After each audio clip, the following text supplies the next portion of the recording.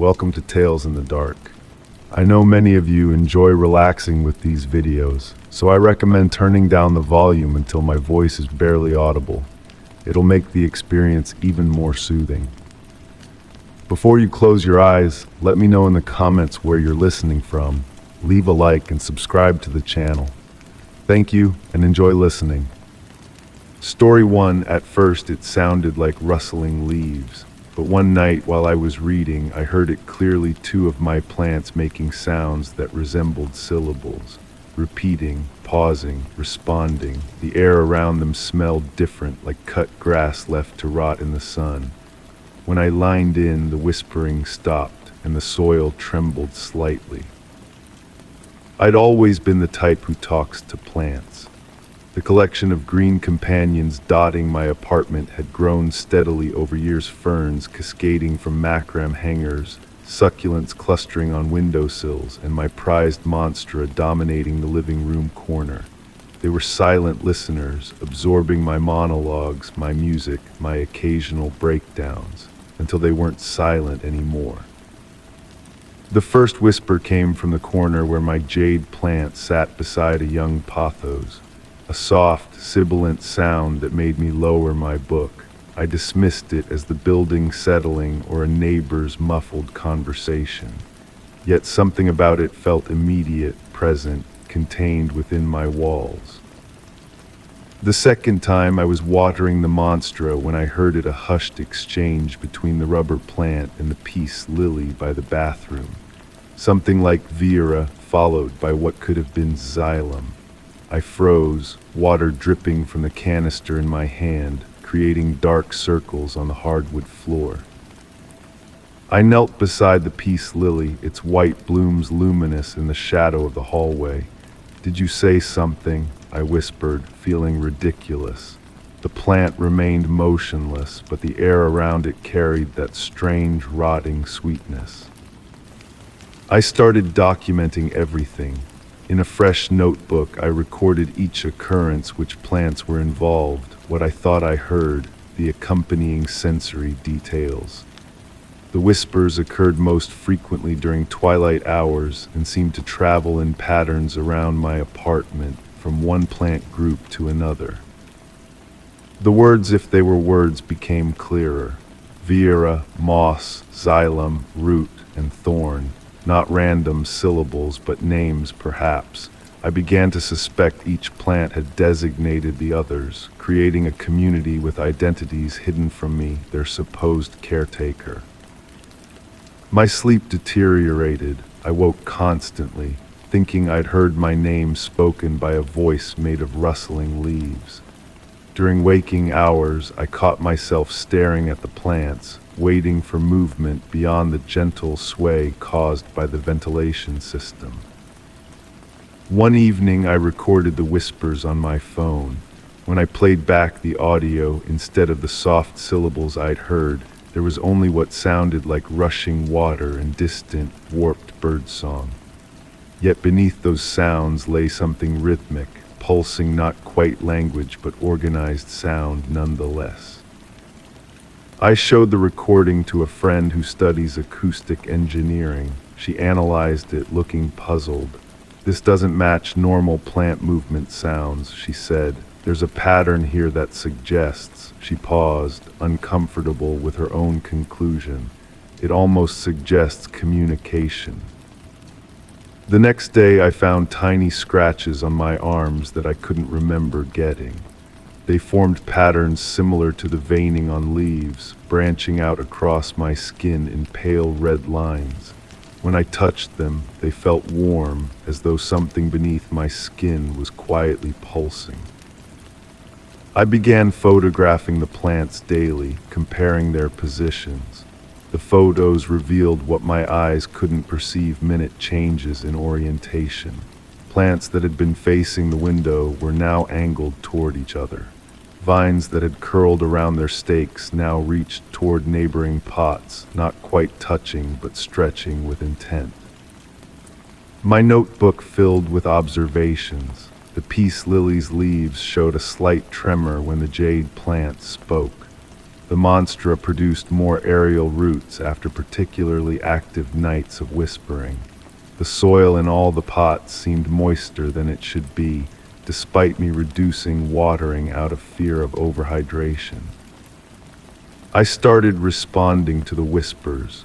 "I hear you," I would say. "What do you want?" The plants would fall silent whenever I addressed them directly, but I began noticing changes in how they behaved around me.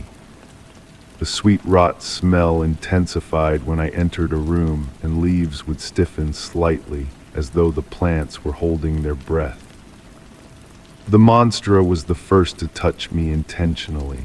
I woke one night to find one of its aerial roots extended across the room to my bed, gently curled around my wrist like a thin, pale finger. When I gasped, it withdrew so quickly I questioned whether it had happened at all. The skin where it had touched me remained cold for hours. After that incident, I considered getting rid of the plants, but something stopped me, a mixture of scientific curiosity and mounting dread about what might happen if I tried to separate them. Instead, I set up cameras around the apartment, determined to capture their movements. The footage showed nothing unusual at first. Then, reviewing a segment from the deep night, I saw all the plants moving in unison, leaves turning toward each other, stems bending in ways that defied their natural stiffness. In the infrared view, they glowed slightly brighter than their surroundings, generating heat. More disturbing was what happened when I entered the frame, sleepwalking without memory of having done so. I walked among the plants, touching each one while they seemed to reach toward me in return. My mouth moved as though I were speaking, but the camera captured no sound. The scratches on my skin deepened, forming what looked increasingly like a root system mapped across my body.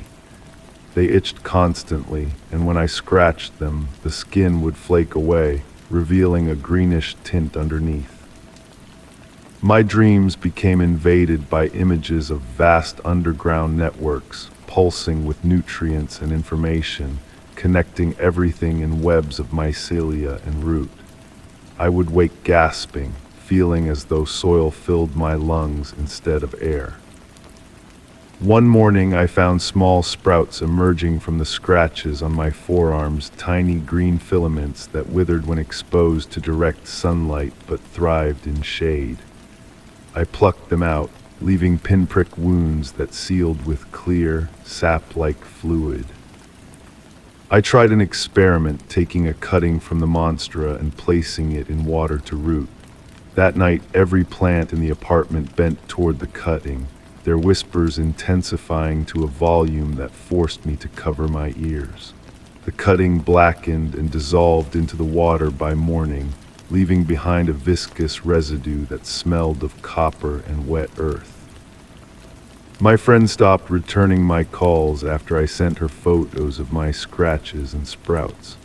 The last message I received from her simply read, "Please seek help." But what kind of help could I ask for? Who would believe that my houseplants were communicating, colonizing me, turning me into something else? I woke one night to find myself standing in the center of the apartment, surrounded by all my plants, which I had apparently gathered in a circle around me. The soil in each pot bubbled slightly, as though something beneath was breathing. The whispering had evolved into a harmonized hum that seemed to vibrate through my bones. "What are you doing to me?" I asked. For the first time, they didn't fall silent at my voice. Instead, the peace lily's bloom opened wider than should have been possible, revealing what looked like a tiny mouth. From it came a voice like dried leaves being crushed, not to, through. The other plants joined in, each finding a way to produce sound, stems cracking, leaves rustling in specific patterns, roots squelching against soil. Together they created a chorus that formed words. "We speak through chosen vessels. You are becoming bridge between worlds." I noticed then that the floor beneath my feet had changed. Where hardwood should have been, a carpet of moss now grew, spreading from beneath the plant pots, connecting them in a network that pulsed with subtle bioluminescence. "I don't want this," I said, but even as I spoke, I felt something uncoiling inside me, like new growth seeking light. "You invited us," came the collective response. "You named us, called to us with water and care and loneliness." The moss began climbing my legs, not aggressively, but with gentle persistence. Where it touched, my skin changed, becoming more permeable, welcoming the invasion. I could have fought harder, could have torn the plants from their pots, burned them, fled the apartment. Instead, I found myself sinking to my knees, allowing the moss to continue its steady climb up my body. The whispering intensified around me, 1,000 tiny voices calling names I now recognized, not just Vera and Thorn, but older names, ancient taxonomies, designations from before humans categorized the green world. They whispered my name too, but not the one on my birth certificate. They called me by a name that felt more true, a name that tasted of chlorophyll and mineral-rich soil when I echoed it back to them. My notebook sits open beside me as I write this final entry. The scratches on my arms have erupted into full vines that curl around my wrists and thread between my fingers as I hold the pen. My breath carries the sweet rot smell now, and when I exhale on glass, condensation forms in patterns resembling mycelial networks. The plants continue their whispered conversations, but I no longer need to strain to hear them. Their voices come through clearly now, transmitted through the green filaments that have replaced my nervous system, connecting me to their network. I've stopped removing the sprouts from my skin. Instead, I nurture them, turning toward the windows as they do, feeling the sun energize the photosynthetic cells that now comprise much of what I am. Someone will find this notebook eventually, perhaps after they notice I've stopped leaving my apartment, stopped ordering groceries, stopped existing in ways humans recognize as living.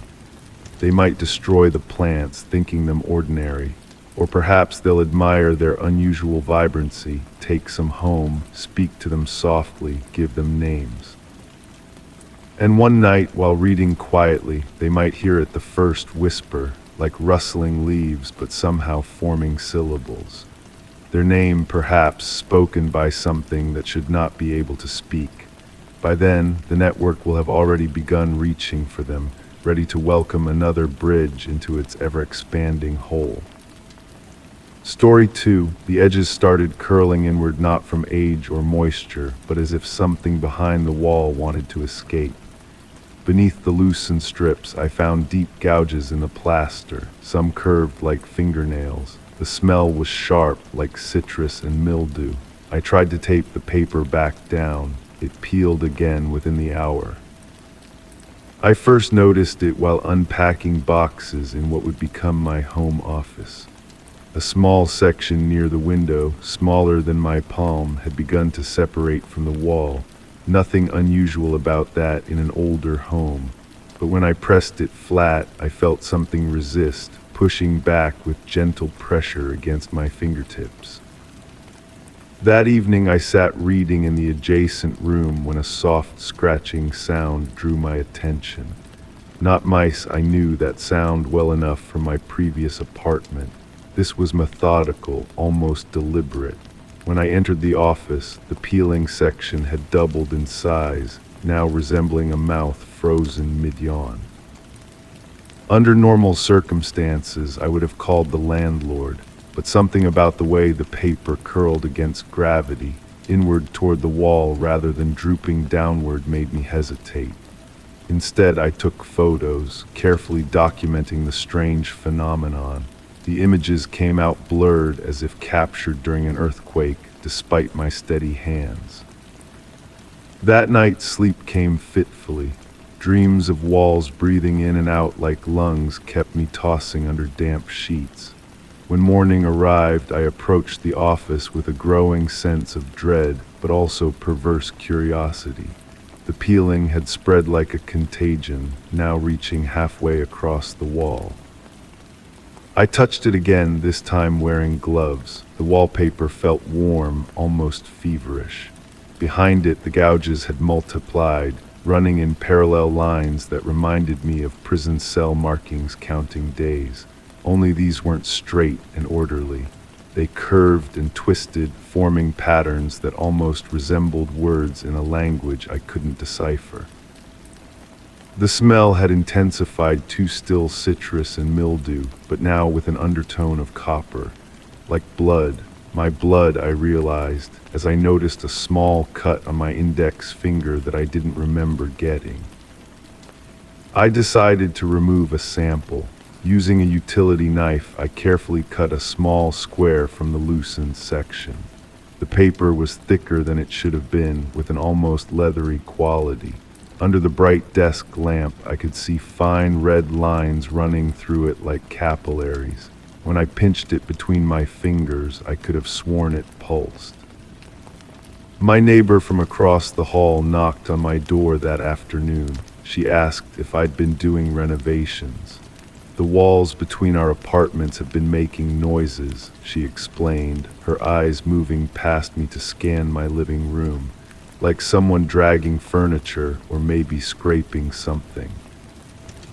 I assured her I wasn't, but the conversation left me feeling watched, not by her, but by my own home. That night I set up my phone to record the wall while I slept. The battery drained completely despite being fully charged, and the video file was corrupted except for the audio. Playing it back, I heard my own steady breathing interrupted by whispers too faint to make out, but unmistakably present.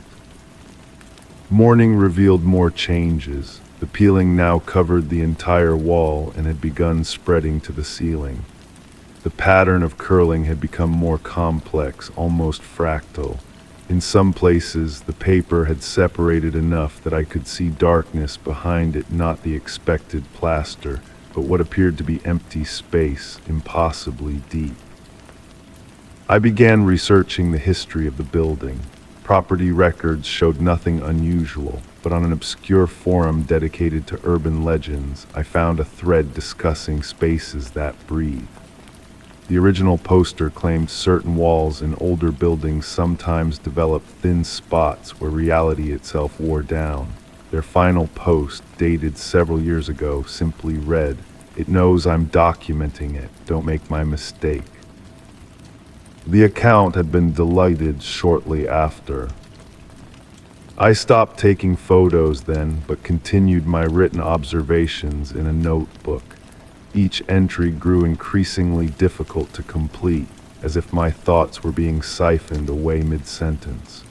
Words would drift from my mind like smoke, leaving me staring at half-finished descriptions. My dreams grew more vivid. I found myself floating in darkness, watching as hands pressed against some membrane from the other side, stretching it to translucency but never breaking through. The hands were familiar somehow.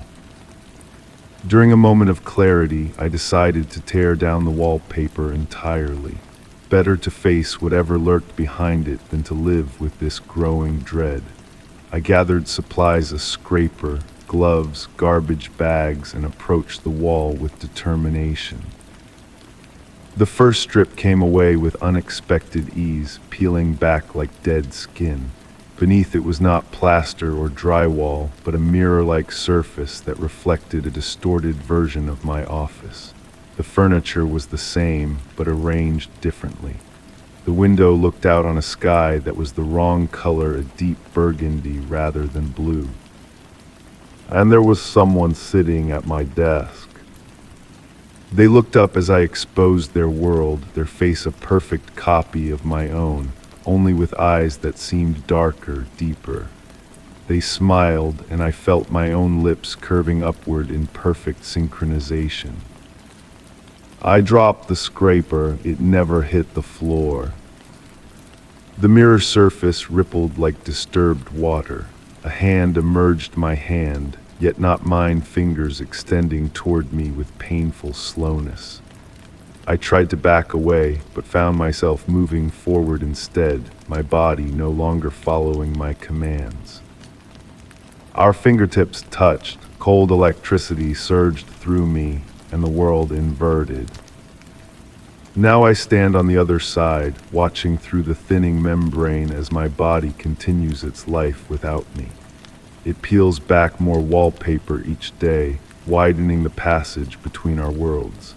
Sometimes it presses its face close to the opening and whispers to me, using my voice to tell me how much better my life is under its control. The wallpaper continues to peel, but from my side now. I've begun scratching at the wall, trying to create my own opening. My nails have worn down to nothing, but still I scrape. The smell of citrus and mildew fills my lungs. I see you now reading these words. You think this is just a story, but check your walls. Look for the places where the paper doesn't lie flat, where something might be pushing from within. Listen for the scratching that comes when you're almost asleep. The boundaries between worlds are thinner than you know, and something is always waiting to trade places. Story 3, it was just a flicker at first, then a pattern. Every time I told a lie, even small ones, the bulb clicked on, not from the switch, just on. The hum buzzed louder with each fib. Now I don't even have to be in the room. If I lie out loud, I can hear the light click to life behind the door. I first noticed it during a phone call with my mother. Standing in the hallway outside the bathroom, I told her I had been eating well and taking care of myself. The bathroom was dark, I hadn't used it for hours, but as the words left my mouth, a warm glow spilled from beneath the door. I dismissed it as coincidence. Perhaps I'd left the light on earlier and hadn't noticed. The next morning, my boss called asking why I hadn't submitted the report. I sent it last night, I said, knowing full well I hadn't even started. The bathroom light flickered on from across the apartment. I could see its reflection in the kitchen window. My skin prickled. This time I was certain the light had been off. I approached the bathroom slowly, hearing the familiar electric hum growing louder with each step. When I pushed the door open, the bulb dimmed slightly as if acknowledging my presence. I flipped the switch down. The light went out, normal, expected, yet something felt wrong. The air seemed heavier, charged with an awareness I couldn't explain. That evening, my partner asked if I minded them going out with friends. No, go ahead, have fun, I said, though I dreaded spending the night alone. The bathroom light snapped on with such intensity that we both turned toward it. Did you leave that on? They asked. Must have, I muttered, though I knew I hadn't. After they left, I sat in the living room, the bathroom door visible from my chair. I spoke aloud to the empty apartment. Today was terrible. Nothing happened. I love my job. The light flashed on, humming with what sounded almost like satisfaction.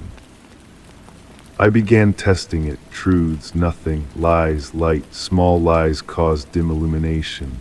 Big ones made the bulb burn brighter. I've never stolen anything. Flash. I've never cheated on a test. Flash. I've never betrayed anyone. The brightest flash yet, and the hum became almost melodic.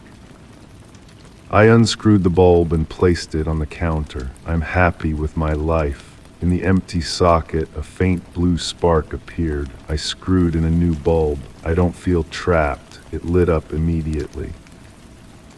I removed that bulb too, then all the electronics from the bathroom, even the electric toothbrush. I'm not afraid. The mirror fogged slightly at its edges. Sleep evaded me that night. In darkness, I listened to the silence of the apartment, interrupted only by the occasional settling of pipes and the distant sounds of neighbors. My mind raced with possibilities, each more unsettling than the last. The following morning, I called in sick to work. another lie, another flash from the bathroom, visible even with the door closed. I sat on the couch, staring at that door. The boundary between normal and whatever was happening beyond it. I began documenting everything in a notebook, each lie, each reaction. Sometimes the light responded to thoughts, unspoken falsehoods that crossed my mind. I wondered if it was reading me somehow, learning my patterns of deception. My partner noticed the change in me. "You seem distant," they said over dinner. "I'm fine, just tired," I replied. From down the hall came the now familiar click of illumination. "What's going on with the bathroom light?" they asked, fork paused midway to their mouth. "Faulty wiring, I think. I'll fix it this weekend." Brighter now, the light cast long shadows down the hallway. I began avoiding certain rooms in the apartment, taking circuitous routes to avoid passing the bathroom. I spoke less, afraid of triggering the light with casual untruths. My silence raised more questions from my partner, from friends. "I'm just focusing on myself right now," became my standard response. Each time, the distant hum of the bathroom light served as background music to my deception.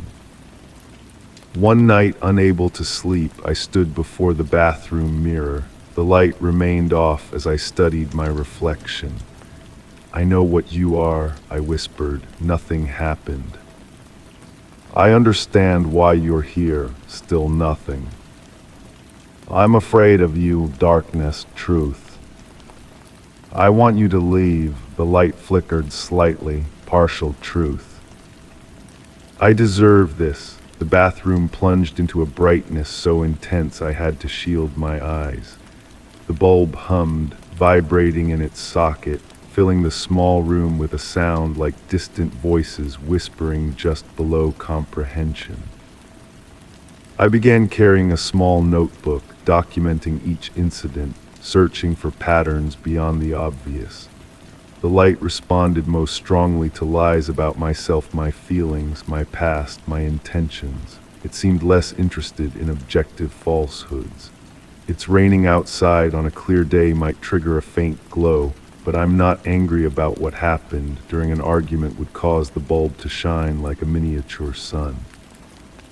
My partner found the notebook one evening. "What is this?" they asked, flipping through pages of dates, times, and descriptions of light intensity. "Just a project for work," I said. Down the hall, the bathroom light clicked on, casting our shadows against the living room wall. They read a passage aloud, big lie about childhood incident. Light sustained for 45 seconds, higher pitch than usual. What does this mean? I tried to take the notebook, but they pulled away, continuing to read, their expression shifting from confusion to concern. "Are you okay? Should I be worried?" "Everything's fine," I insisted. The bathroom light burned brighter, the hum growing louder until it seemed to fill the apartment. "What's happening?" they asked, looking toward the hallway. I couldn't lie anymore, not with the evidence so clearly manifesting. The bathroom light responds to lies, my lies. I don't know why or how, but it does. They stared at me for a long moment. "That's not possible." "Watch," I said. "I love my job." The light flashed on. "I've never thought about leaving you." It grew brighter. "I know who I really am." At this, the bulb pulsed with such intensity that for a moment the shadows disappeared entirely. My partner backed away slowly. "You need help." "I know," I said. The light remained steady, acknowledging my truth. They moved out the next day. I didn't try to stop them. Instead, I continued my documentation, expanding my experiments. I discovered that writing lies triggered no response, only spoken untruths. I found that alcohol dampened the effect, while exhaustion enhanced it. The light seemed to respond most actively during emotional moments, as if it fed on the energy of my distress. I covered the bathroom mirror with a sheet. I removed the door from its hinges. Neither action diminished the phenomenon. Friends stopped calling after unanswered messages piled up. My boss sent a formal warning about attendance. None of it mattered compared to understanding what was happening. One night, sitting on the bathroom floor, surrounded by notebooks filled with observations, I reached a breaking point. "I can't live like this anymore," I said aloud. The light remained off. Truth. "I want to understand why this is happening to me." Still darkness. Truth again. "I'm a good person." Flash. Lie. "I deserve forgiveness." Flash. Another lie. And then a realization crashed over me. The light wasn't haunting me, it was revealing me. Every illumination exposed something I had been hiding, not just from others, but from myself. "I've been running from the truth my entire life," I whispered. The bathroom remained dark. I spent the night speaking aloud every truth I had avoided. With each confession, I felt lighter, though the room stayed dark. By morning, my throat was raw, my eyes red from crying, but something had shifted inside me. I called my partner, asked if we could talk. When they arrived, their eyes widened at the sight of me, at the bathroom with its doorless entry and covered mirror. "The light still works," I said by way of greeting. "That's what you want to talk about." "No, I want to talk about me, about us, without any lies between us." We sat in the living room, the bathroom visible from where we were. I explained everything, not just about the light, but about all the things I'd been hiding. Each truth I spoke was met with continued darkness from the bathroom. When I finished, they were quiet for a long time. "I don't know if I believe the part about the light," they finally said, "but I believe you're trying to be honest now." "Watch," I said, "I've always been completely honest with you." The bathroom light flashed on, bright and accusing. Their eyes widened. "That could be anything. Faulty wiring, like you said before." "I'm not afraid of the truth anymore," I said. The light remained off. They left with a promise to call, their expression a mixture of concern and confusion. I didn't know if they believed me about the light, but they had heard my truths, and that was what mattered.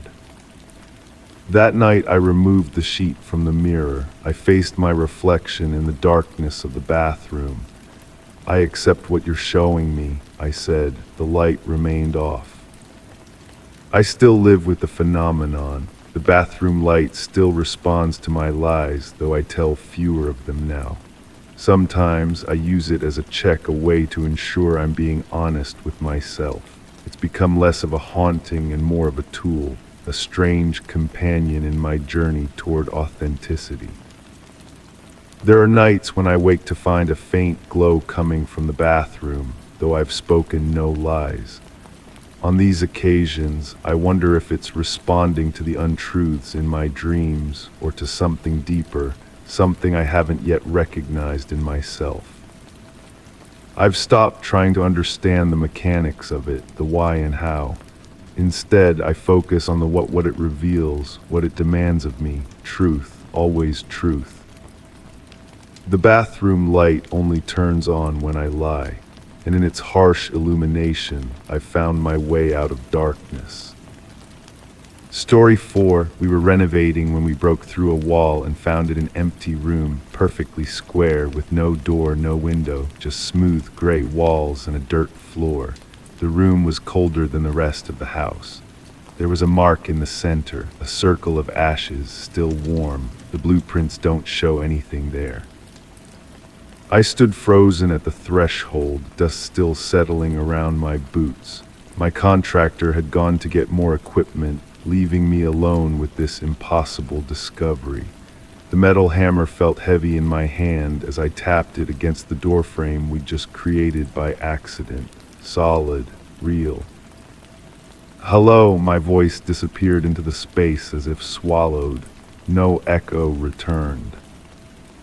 The air smelled wrong, like wet soil after a storm, yet also like burning paper. I reached for the light switch beside me and flicked it, but nothing happened. Of course not. This room wasn't connected to anything. It shouldn't exist. I took a hesitant step forward, then another. The temperature dropped with each movement toward the center. My breath became visible wispy clouds disappearing upward. The walls looked freshly painted, a uniform gray without cracks or seams. I ran my hand along the nearest one. It felt cool and slightly damp, yet my fingers came away dry. That circle of ashes demanded inspection. I crouched beside it, noticing how perfectly round it was, as if drawn with a compass. And warm, not just room temperature, but actively warm, like embers buried beneath. I dipped my finger into the black powder, expecting it to be soft, but it felt granular, almost crystalline. A sound made me turn, a light scratching from within the wall I just entered through. Mice, probably. Old houses have them. But the sound moved, tracing a path around the perimeter of the room along all four walls before stopping directly above the ash circle. I needed to document this. The insurance company would want evidence before we continued renovations. I pulled out my phone and started taking pictures, but when I reviewed them, the screen showed only darkness. I tried again with the flash on. The images captured just appeared as solid black squares. The dirt floor beneath my feet gave slightly with each step, like walking on damp sand. I noticed my footprints filled themselves in after I moved, the dirt reorganizing itself to erase my presence. My contractor wouldn't believe this without evidence. I grabbed a small notebook from my pocket and began sketching the room, noting its dimensions and peculiarities. My pen moved across the paper easily at first, but gradually required more pressure, as if something were resisting my documentation of the space. When I looked back at the ash circle, it had grown larger by a few inches. I blinked hard, convinced my eyes were playing tricks, but no, the perfect circle had definitely expanded. And now I could see something within the ash, the faintest outline of symbols I didn't recognize, appearing and disappearing as if drawn by an invisible hand. A wave of dizziness hit me. The room seemed to pulse once, subtly, like a heartbeat. The walls contracted inward by a fraction, then returned to their original position. I stumbled backward toward the entrance, suddenly desperate for fresh air. But the opening we'd created was narrower now, definitely narrower. I had to turn sideways to squeeze back through to the main house. The familiar smell of sawdust and paint was a relief after the strange atmosphere of the hidden room. I closed my eyes and counted to 10, trying to steady my breathing. This was ridiculous. There had to be a logical explanation. I was working too hard, sleeping too little during this renovation. My mind was creating patterns where none existed. When I reopened my eyes and turned back, the opening was gone. The wall stood intact, showing no evidence of our earlier demolition. I pressed my hands against it, feeling for seams or indentations. Nothing. Solid drywall, painted the same cream color as the rest of the hallway. I ran to find my toolbox and returned with a hammer. The wall sounded solid when I tapped it.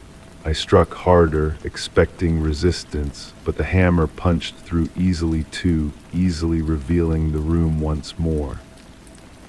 This time the circle of ashes had grown to nearly half the size of the room, and it wasn't just ashes anymore. Small objects were arranged in a pattern within the circle, A child's toy soldier melted on one side, a tarnished silver thimble, a single pearl earring, a brass key with no teeth, and at the center, a photograph face down. I wanted to run, every instinct screamed danger, but instead I found myself stepping into the room again, drawn toward that photograph. The air had thickened, making each movement feel like wading through water. The walls seemed to watch me approach the circle. I crouched down and reached for the photograph.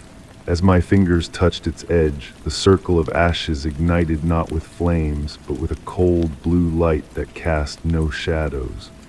The photograph remained just beyond my grasp, sliding away each time my fingers almost reached it. A whisper rose from the dirt floor, words I couldn't quite distinguish, spoken in multiple voices that overlapped and contradicted each other. The sound seeped into my mind, planting thoughts that didn't feel like my own. This room has always been here. You built this room without knowing. The room was waiting for you. The temperature plummeted. My skin prickled with goosebumps as frost formed on my eyelashes. I tried to back away, but my feet wouldn't move. Looking down, I saw the dirt had risen to cover my shoes, anchoring me in place. The objects within the circle began to vibrate, then slowly rise into the air, orbiting an invisible center point. The photograph remained face down, hovering at eye level now. It rotated slowly, taunting me with what it might reveal. "What is this?" I asked, my voice sounding distant and distorted. "What do you want?"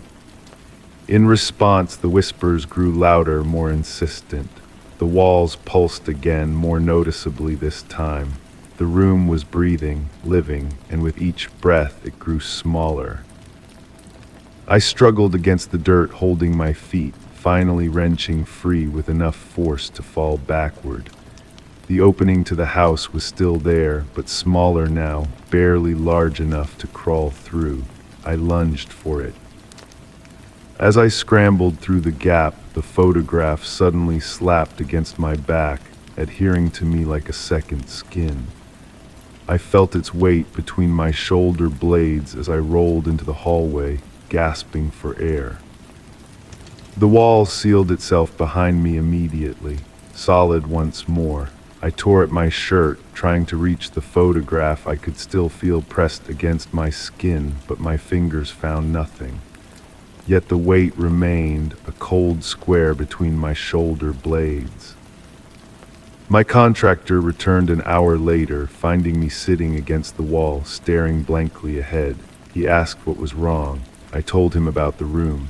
He looked at me with concern, then pointed out that the blueprints clearly showed solid earth behind this wall, part of the foundation. No room was possible. When I insisted, he humored me by tapping the wall, then drilling a small test hole. Solid concrete greeted his drill bit after just 2 inches of drywall.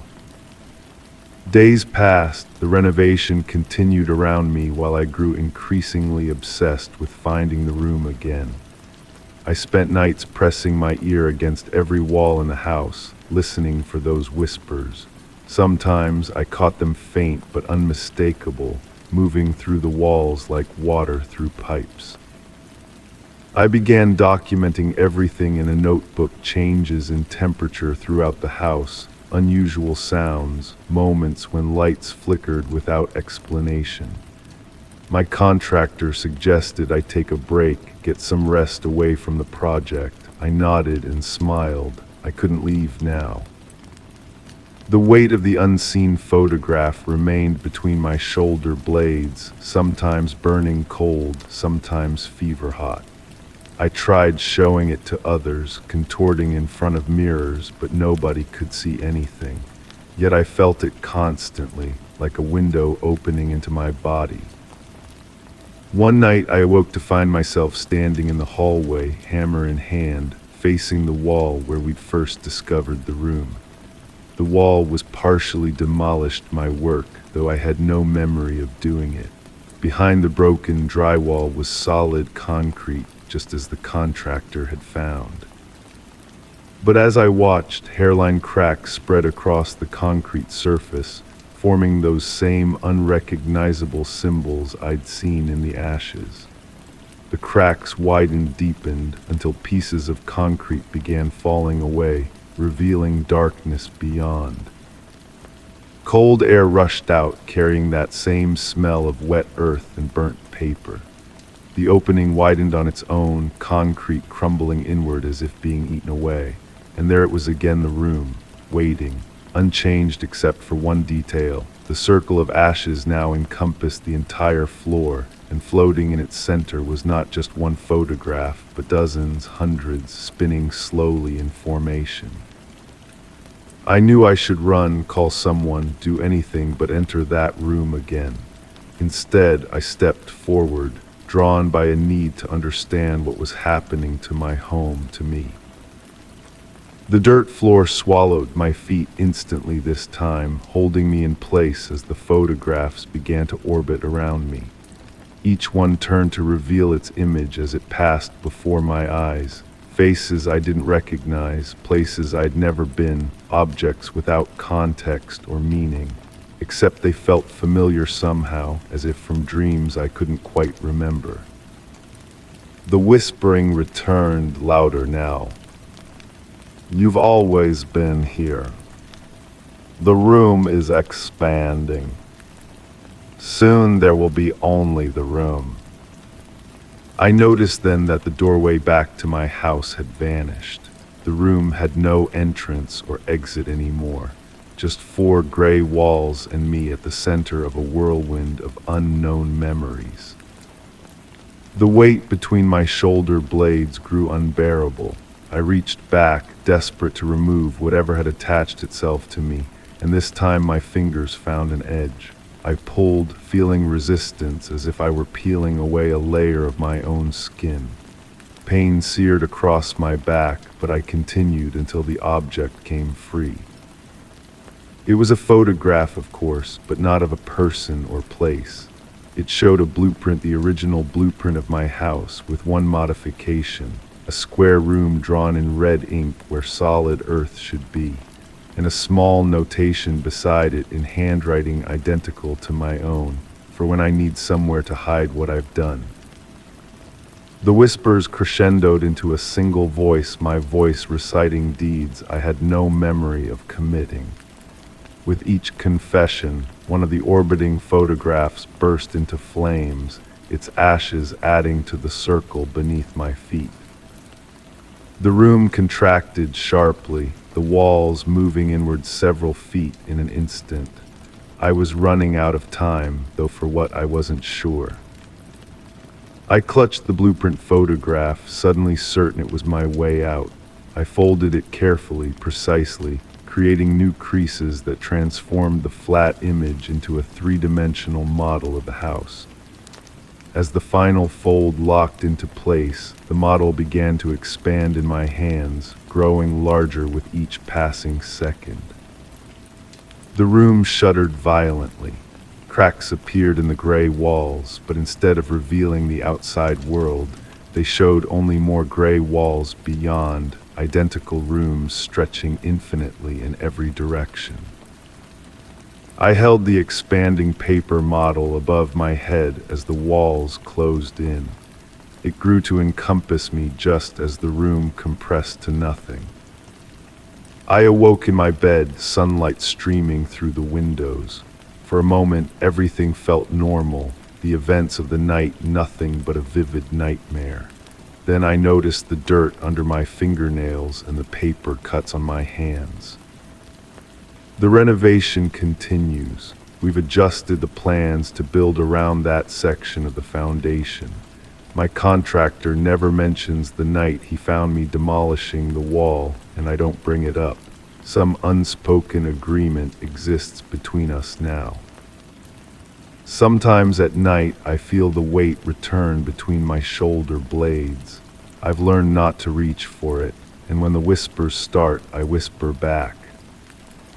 Not yet, I'm not ready to remember. The blueprints remain in my desk drawer. I don't need to look at them anymore. I've memorized every room, including the one that officially doesn't exist. The one that waits patiently, collecting my memories, storing my secrets until the day I'm ready to face them.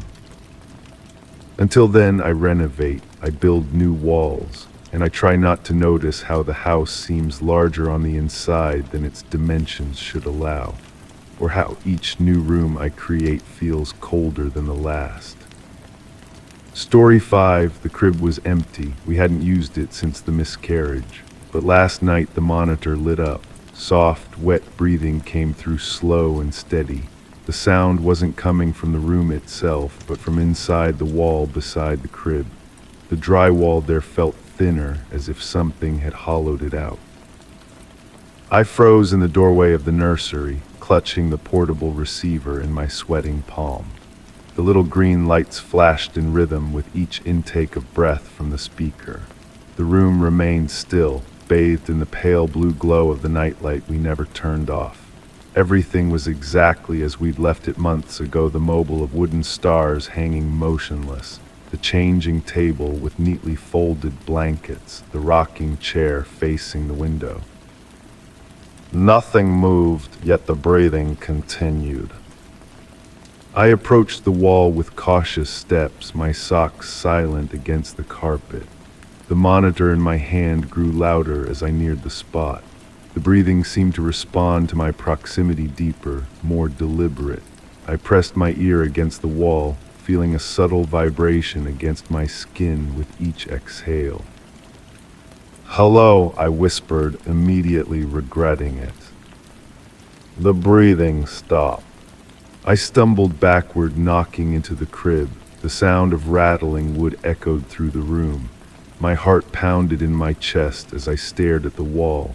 The silence stretched on, heavy and waiting. Then the monitor light flashed again.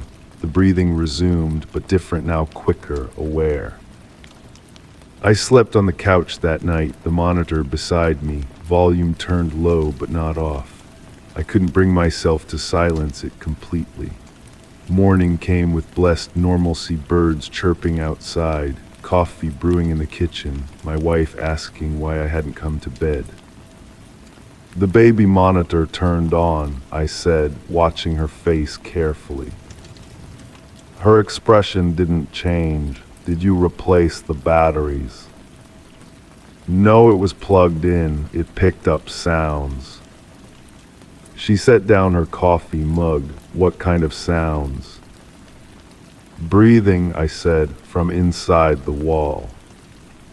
She nodded slowly, her eyes full of concern, but not fear, not the right kind of fear.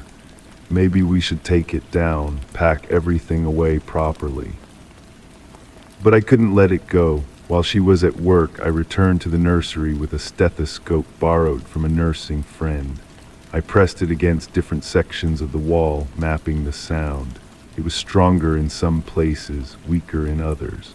I marked the wall with small pencil dots, connecting them until I had outlined a shape roughly the size of a small child. That night, I set up a voice recorder next to the monitor. If something was trying to communicate, I wanted to capture it. I fell asleep reviewing my notes, the pencil markings seeming to form a pattern just beyond my comprehension. The recorder picked up more than breathing. Beneath the wet, steady inhales and exhales was something else, a faint humming, almost melodic. I played it at different speeds, isolating the sound until I recognized it. The lullaby we had practiced singing during the pregnancy. The one I had sung to my wife's growing belly each night. My wife found me pressing my palm against the wall when she returned from her morning run. "You need to stop this," she said, her voice cracking. "This isn't healthy." "Listen," I insisted, playing the recording. She shook her head, tears forming. "I don't hear anything unusual, just static and house noises." But I knew what I heard, That night, I waited until she fell asleep before returning to the nursery with a small hammer. The first tap against the wall was gentle, exploratory. The breathing from the monitor stopped immediately. I waited, hammer raised, until it resumed. Then I tapped again, 3 quick knocks. The breathing halted once more, followed by 3 distinct pauses in the static of the monitor. My skin crawled with electric certainty it was responding. Over the next few days, I developed a system. 1 knock for yes, 2 for no. The entity in the wall I couldn't bring myself to name, it seemed to understand. I asked simple questions. Are you trapped? Yes. Are you in pain? No. Do you know who I am? Yes. Are you our baby? No response. My wife found my knock code notes. She didn't cry this time, just looked at me with such profound disappointment that I promised to stop. We agreed to speak with someone professional about my grief. That night, something scratched at the wall from inside. Not loud enough to wake my wife, but the monitor picked it up, and so did I, faint at first, then more insistent. Fingernails against drywall, small fingernails. I tiptoed to the nursery and pressed my ear against the wall. The scratching stopped, replaced by a sound like paper tearing, slow, deliberate. When I placed my hand on the wall, it felt warm, pulsing. I need to see you, I whispered. The wall vibrated against my palm in response. I found a utility knife in the kitchen drawer. Back in the nursery, I traced the pencil outline on the wall with the blade. The drywall cut easily, too easily, as if softened from within. I peeled it back slowly, expecting darkness. Instead, I found moisture. The inside of the wall glistened in the nightlight's glow, coated with something clear and viscous. It smelled faintly sweet, like amniotic fluid. The breathing from the monitor grew louder, eager. I widened the opening, my hands trembling. Behind the drywall wasn't insulation or wooden studs, but a membranous surface, pink and pulsating. It expanded and contracted with each breath from the monitor. My fingers hovered over it, hesitant yet drawn. When I finally touched the membrane, it was warm and yielded slightly under pressure, like pressing on a water balloon. Something on the other side pressed back. I jerked my hand away, heart pounding.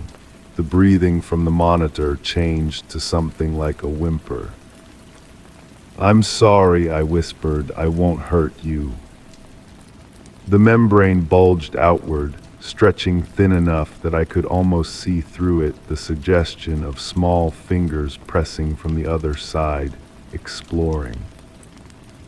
I found myself returning night after night, widening the opening, watching the membrane grow and pulse. I brought it things: a drop of my blood, a strand of my wife's hair, a photo of our sonogram. Each gift was absorbed into the membrane, leaving no trace. My wife noticed the changes in me, my improved mood, the energy that had returned. The therapy must be working, she said, kissing my cheek. I nodded, not mentioning that I'd canceled my appointments. I didn't need them anymore. The truth lived in the wall of our nursery. The membrane grew more transparent with each passing night. Behind it, I could make out a small form, curled and floating. Not fully formed, but developing, growing, waiting. My wife began to notice things too: the slight bulge in the wall, the persistent humid warmth in the nursery despite the air conditioning. She found the cuts in the drywall one afternoon while dusting. What have you done? She whispered, fingers tracing the opening. I couldn't lie anymore. I showed her everything: the membrane, the shape behind it, the feeding ritual I'd established. She stared, unblinking, her face unreadable.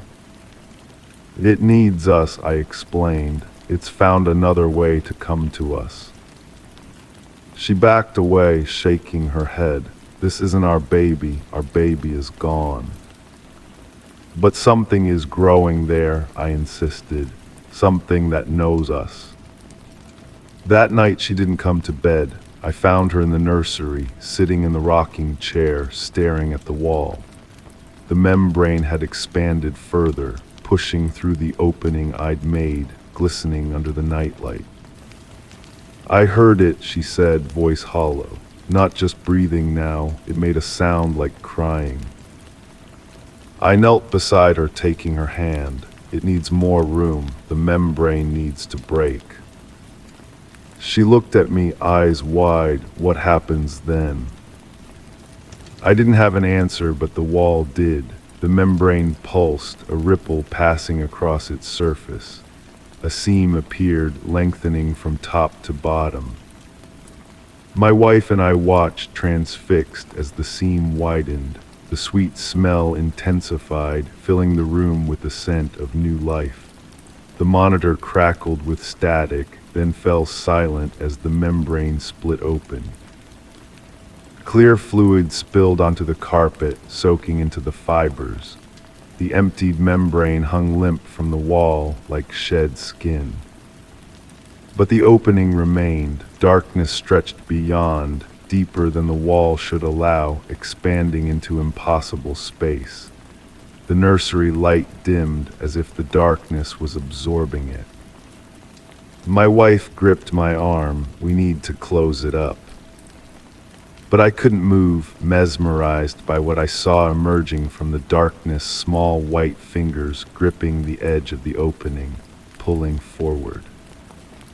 Not our child, not anything human. The fingers extended too far, jointed in too many places. The breathing resumed, wet and hungry.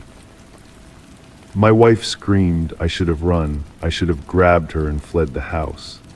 Instead, I leaned closer, drawn by familiar eyes emerging from the darkness, eyes with my color, my shape, but too many of them, blinking independently across a face that kept shifting. "Welcome," I whispered. The thing pulled itself fully into our world, unfurling limbs that bent at impossible angles.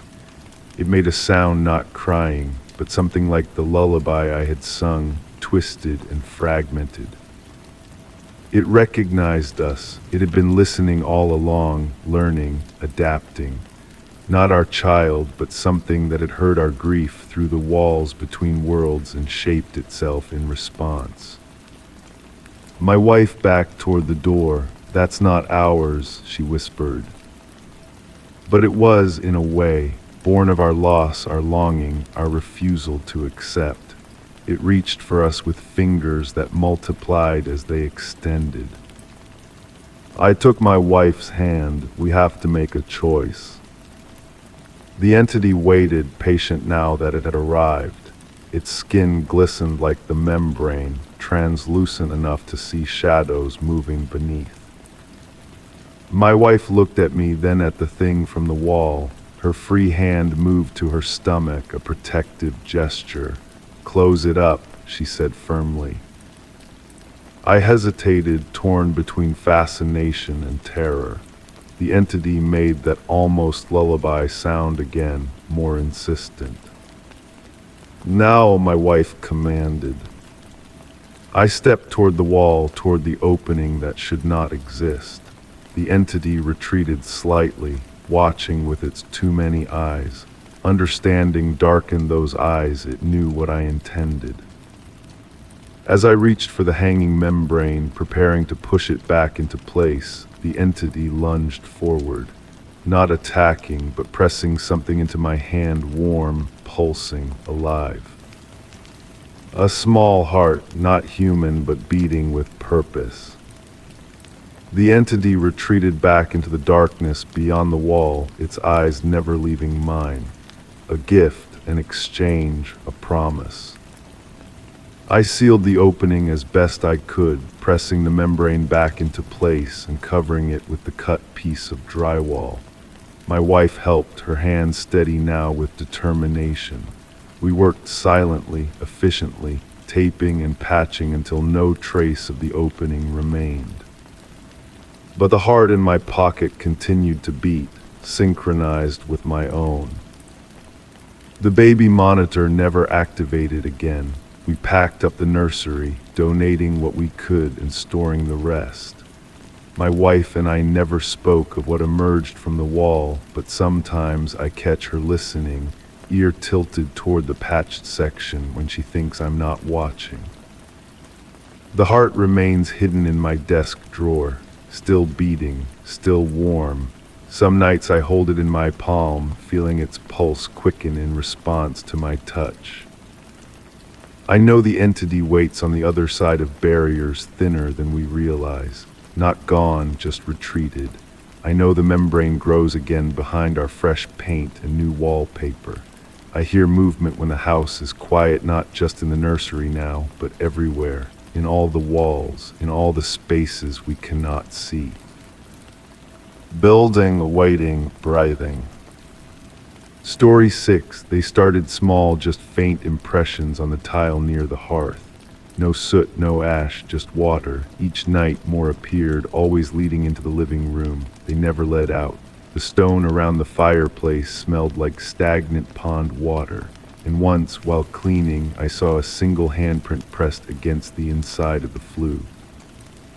I brushed my fingers across the dark brick, finding it cold despite the warmth of my home.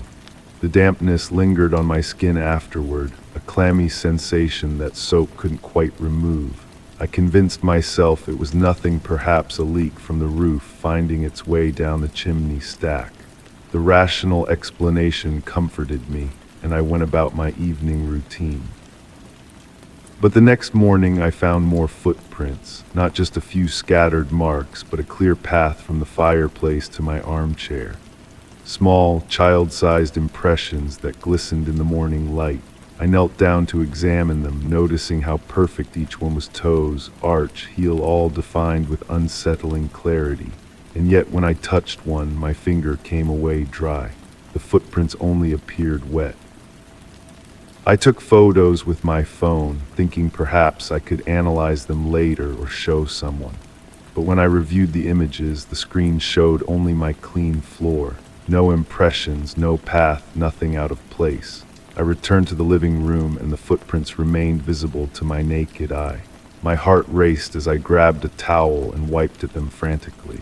They disappeared under the pressure of the cloth, but reappeared moments after I moved on to the next one. That night I pulled my armchair to face the fireplace and waited. The grandfather clock in the hall struck midnight, its deep chime resonating through the quiet house. My eyes grew heavy, but I forced them open, determined to catch whatever was causing this phenomenon. Nothing happened. Just as sleep was about to claim me, I noticed a shift in the air. The room grew colder despite the lingering warmth from the evening fire. Then came a sound, water dripping slowly, rhythmically, but I couldn't locate its source. The dripping increased, faster now, like a faucet left partially open. My nostrils filled with that same stagnant smell, more intense than before. The brick at the back of the fireplace darkened as moisture seeped through. It spread outward from the center, creating patterns that resembled fingers reaching toward the room. I sat paralyzed, unable to move as the first footprint appeared, not a dry impression this time, but actually forming before my eyes. Water pooled on the hearth tile, shaping itself into a small foot. Another step appeared, then another. I watched, breath caught in my throat, as invisible feet tracked water across my floor. They moved slowly, deliberately, heading straight for my chair. I pressed myself back into the cushions, willing my body to melt into the fabric. The footprint stopped just before reaching me. The dripping sound ceased. In the silence, I heard something new breathing. Soft, gentle breathing, like a child standing right in front of me. My hand reached out involuntarily, extending into the empty space where someone should be standing. The air felt different there, denser, colder. When I pulled my hand back, my fingertips were wet. I slept in my car that night, keys in the ignition, ready to drive away at any moment. But where would I go? This was my home. I needed answers, not escape. The next day, I asked my neighbor about the previous owners. She mentioned a family who moved away suddenly, but knew little else. The local library yielded nothing unusual in its archives. No drownings, no missing children, no history that would explain my watery visitor. I bought a notebook and began documenting everything. The footprints now appeared every night, always at the same time, always taking the same path. I tried blocking the fireplace with furniture, but the water seeped around it. I tried boarding up the flue, but the boards grew soaked and warped until they fell away. One evening I placed objects along the path, toys, books, candy, things a child might like. The footprints appeared as usual, but now they stopped at each item. The toy car I'd set out was found turned on its side, tiny puddles around it as if someone had been playing there. The book was open to a page with colorful illustrations. Nothing was taken, just examined. The handprints inside the fireplace multiplied. Small ones scattered across the brick. I began talking aloud in the evenings, asking questions to the empty room. No response came, but the atmosphere changed. When I spoke, the air grew warmer, less oppressive. The footprints began to linger longer before evaporating. I started recording the sounds in my house, leaving my phone running while I slept. Most mornings I found nothing unusual, just the creaks and groans of an aging structure. But one recording captured something different. Beneath the white noise and distant traffic, a voice whispered words I couldn't quite make out. I played it repeatedly, cleaning up the audio until one phrase became clear: I can't find my way back. That night I built a fire. Not the usual kind. I gathered old photographs, dried flowers, and handwritten notes from my own childhood. Personal things, memory-laden things. As they burned, I spoke to the flames, telling stories about when I was young, about being lost, about finding my way home. The fire blazed higher than it should have, casting dancing shadows across the walls. The footprints came as usual, but different now, hesitant, exploratory. They circled the room, approached me, retreated. I felt watched, evaluated. The air vibrated with an unasked question. "You can stay," I said to the empty room, "if you need to." The footprints disappeared instantly. The smell of stagnant water vanished. For one hopeful moment, I thought perhaps it was over, that whatever presence had been visiting had moved on. Then the temperature plummeted. My breath clouded before me. The windows frosted from the inside. The fire died without a sound, plunging the room into darkness. A cold hand slipped into mine. Small fingers intertwined with my own, solid yet impossibly light. I couldn't see anyone there, but the pressure was unmistakable. A child's grip, desperate and trusting. My skin prickled with goosebumps, but I didn't pull away. In the darkness, water began to trickle down the walls, not from the ceiling or windows, but seeping through the plaster itself, running in rivulets to the floor. The sound of it filled my ears, no longer drips, but a rushing current. The floor became slick. The water rose quickly around my ankles, my calves, my knees. Cold, so cold it burned. The invisible hand tugged mine, pulling me toward the fireplace. I resisted at first, confused and frightened, but the grip tightened. The water continued to rise. The fireplace shifted before my eyes, the opening widening, brick crumbling away to reveal not a flue but a passage. Dark water poured from it like a horizontal waterfall. The hand pulled again, insistent now. I understood with sudden clarity it wanted me to follow, to step into that impossible passage, to go wherever it led. I stood at the threshold, water swirling around my waist, the hand still clutching mine. The smell was no longer stagnant but fresh, like rain on summer earth. From deep within the passage came the sound of laughter, children playing. I took a step forward. The water accepted me, wrapping around my body like an embrace. The hand guided me, gentle but firm. Another step. The passage should have ended at the exterior wall of my house, but it continued onward, defying physical space. The darkness ahead wasn't complete. Something glimmered in the distance, something bright. The hand let go of mine. I felt it press against my back, urging me forward. One more step and I would be fully inside the passage, committed to whatever journey awaited. I hesitated, turning back toward my living room. The water had risen to the ceiling. My home was now an aquarium, furniture floating, photos drifting like fallen leaves. Yet I could still breathe, still stand, still choose. The light ahead pulsed, inviting. The darkness behind me deepened. The small hand found mine again, patient, waiting for my decision. I never believed in ghosts or doorways to other worlds. I believed in leaky roofs and old pipes and the mind playing tricks in empty houses. But belief changes when wet footprints laid from your fireplace and a child no one can see holds your hand. My home is different now. The fireplace remains, but it no longer connects to a chimney. Where it leads, I cannot say exactly. I still live here, sleep here, work here. But sometimes, when the night is darkest, I feel that small hand in mine again, and sometimes I follow where it leads. The tiles near the hearth remain perpetually damp. My neighbors have stopped visiting. They say the house smells wrong, like standing water in decay. They don't notice the laughter I hear, or the small, wet footprints that now lead both in and out. Story 7. I noticed it when my favorite novel ended up on the floor, open to the same page each time. Then other books shifted, moved, some opened, some closed. One night I found a message spelled out in overlapping titles. Don't forget what you buried. The air near the shelf smelled like ink and disturbed earth. At first I dismissed it as carelessness.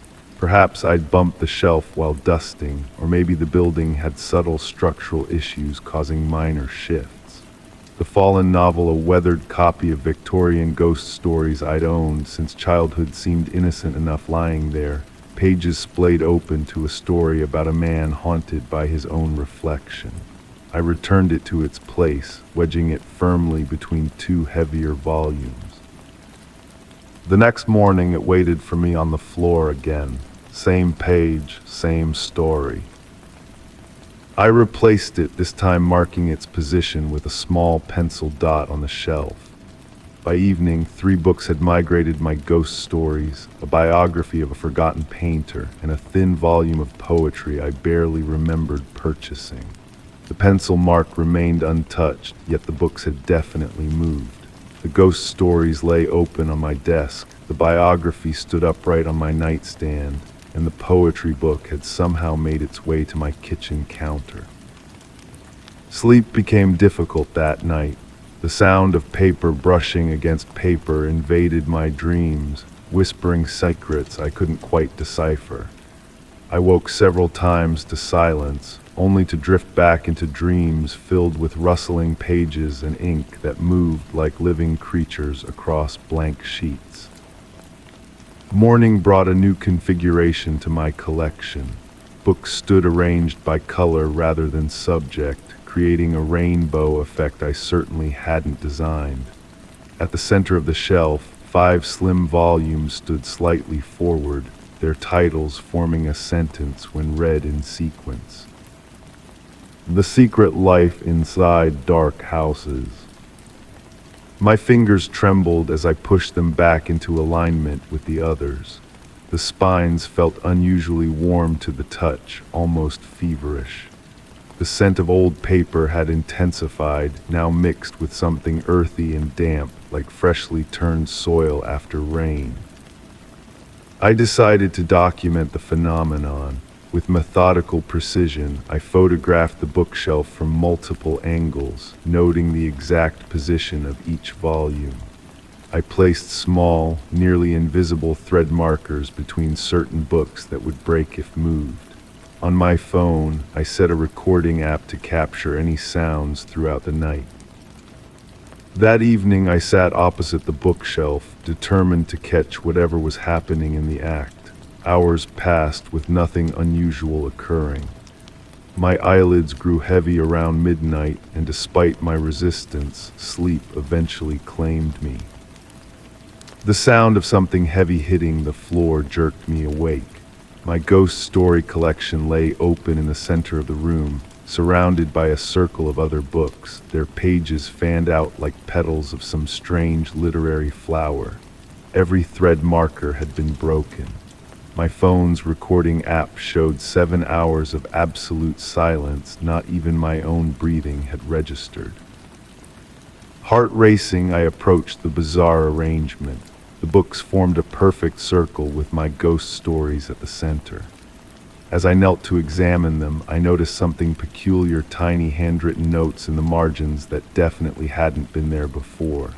Different handwriting styles commented on various passages, some in ink so faded it was barely legible, others in crisp, fresh pen strokes that looked no more than hours old. One margin note caught my eye: "She thinks she can forget. Books remember everything." My hands shook as I closed the volume. "She," I whispered to the empty room. The only response was the subtle shifting of pages from the bookshelf behind me, a sound like someone silently thumbing through multiple books at once. I spun around to find the bookshelf had changed again. Now the books formed distinct word clusters with their titles. My blood turned cold as I read the message they spelled out. "Don't forget what you buried under the floorboards." A memory surfaced, something I'd suppressed so completely I'd almost convinced myself it never happened. The accident in my childhood home, the evidence I'd hidden, the loose floorboard in my old bedroom where no one would think to look. But how could my books know about that? I grabbed the ghost story collection and flipped frantically through its pages. Margin notes appeared that hadn't existed moments before, describing my actions that night in vivid detail, written in my own childhood handwriting. Desperate for answers, I began pulling books from the shelf, examining each one. Every volume contained fragments of my memories, secrets I'd never shared, thoughts I'd barely acknowledged even to myself. It was as if my entire consciousness had been absorbed into my collection, page by page, year after year. In my frenzy, I knocked over a stack of books. As they fell, their pages opened to seemingly random sections. But when I looked closer, I realized each displayed page contained a single word. Together, they formed a message. "We are what you made us become." The room suddenly felt colder. The scent of disturbed earth grew overwhelming. I noticed something dark seeping from between the pages of my books, not liquid, but shadow-like tendrils that reached toward each other, connecting book to book until the entire shelf appeared linked by a network of living darkness. I backed away, bumping into my writing desk. My journal lay open, though I hadn't touched it in days. Fresh ink glistened on the page, still wet to my touch. In my own handwriting, a message formed as if invisible fingers were guiding the pen across the paper. "Every story needs an ending, even yours." The shadow tendrils began extending from the bookshelf toward me, bringing with them that smell of ink and earth. I tried to scream, but my voice made no sound. I tried to run, but my feet felt rooted to the floor. The shadows reached my feet, then my hands, crawling up my skin like liquid text. Where they touched, I felt my memories being extracted, pulled from my mind, and absorbed into the growing darkness. I realized then what was happening. My books weren't just moving, they were awakening. Each volume I'd read, each story I'd absorbed over my lifetime had taken something from me, storing fragments of my consciousness within their pages. And now they were becoming something new, something cobbled together from fiction and memory and secrets. Something that knew what I had buried. The next morning, my neighbor found me sitting calmly on my couch, surrounded by perfectly arranged bookshelves. I smiled and offered coffee, making pleasant conversation. My voice sounded almost right. My movements were nearly natural. She didn't notice anything unusual about me, or about the new leather-bound journal on my coffee table, its cover made from material that looked almost like skin. Inside that journal, written in familiar handwriting, a single sentence repeats on every page. I am still here, trapped between the pages, watching my body move without me. The books on my shelf remain perfectly arranged now. They never fall, they never move. They don't need to anymore. Story 8, he started lagging, just a second, then 2. Now when I look into the mirror, he blinks before I do, tilts his head at angles I'm not moving. Once I turned away quickly, and in the reflection he smiled. The mirror glass felt warm to the touch, and when I breathed on it, his side didn't fog. I first noticed it during my morning routine. The bathroom mirror had always been unremarkable, an everyday rectangular piece hanging above the sink, its frame slightly tarnished with age. That day, as I leaned forward to examine a spot on my chin, something felt off. My reflection moved a fraction too late, like watching a video call with poor connection. I blinked deliberately, watching closely. My reflection's eyes closed a heartbeat after mine. I convinced myself it was exhaustion, the product of too many sleepless nights and the stress of the recent move. The old house had come at a surprisingly reasonable price, though the real estate agent had been vague about its history. Previous owners relocated suddenly, was all she offered when I pressed for details. That evening I conducted a test. Standing before the bathroom mirror, I raised my right hand slowly, watching intently. My reflection followed, but with a delay that couldn't be explained away. When I dropped my hand suddenly, the reflection continued its upward movement for a split second before catching up. A cold sensation crawled up my spine. I documented everything in a notebook, creating a record of observations with meticulous detail. The lag was growing longer. When I smiled, my reflection maintained a neutral expression for nearly 3 seconds before mimicking me. When I frowned, it smiled back briefly before matching my expression.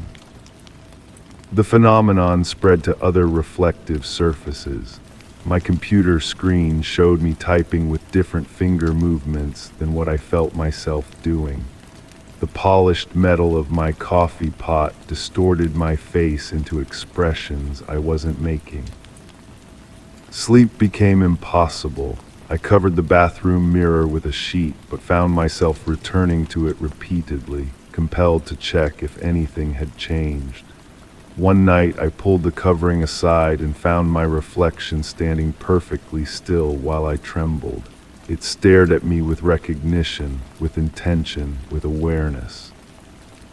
I began photographing the mirror, hoping to capture evidence of the discrepancy.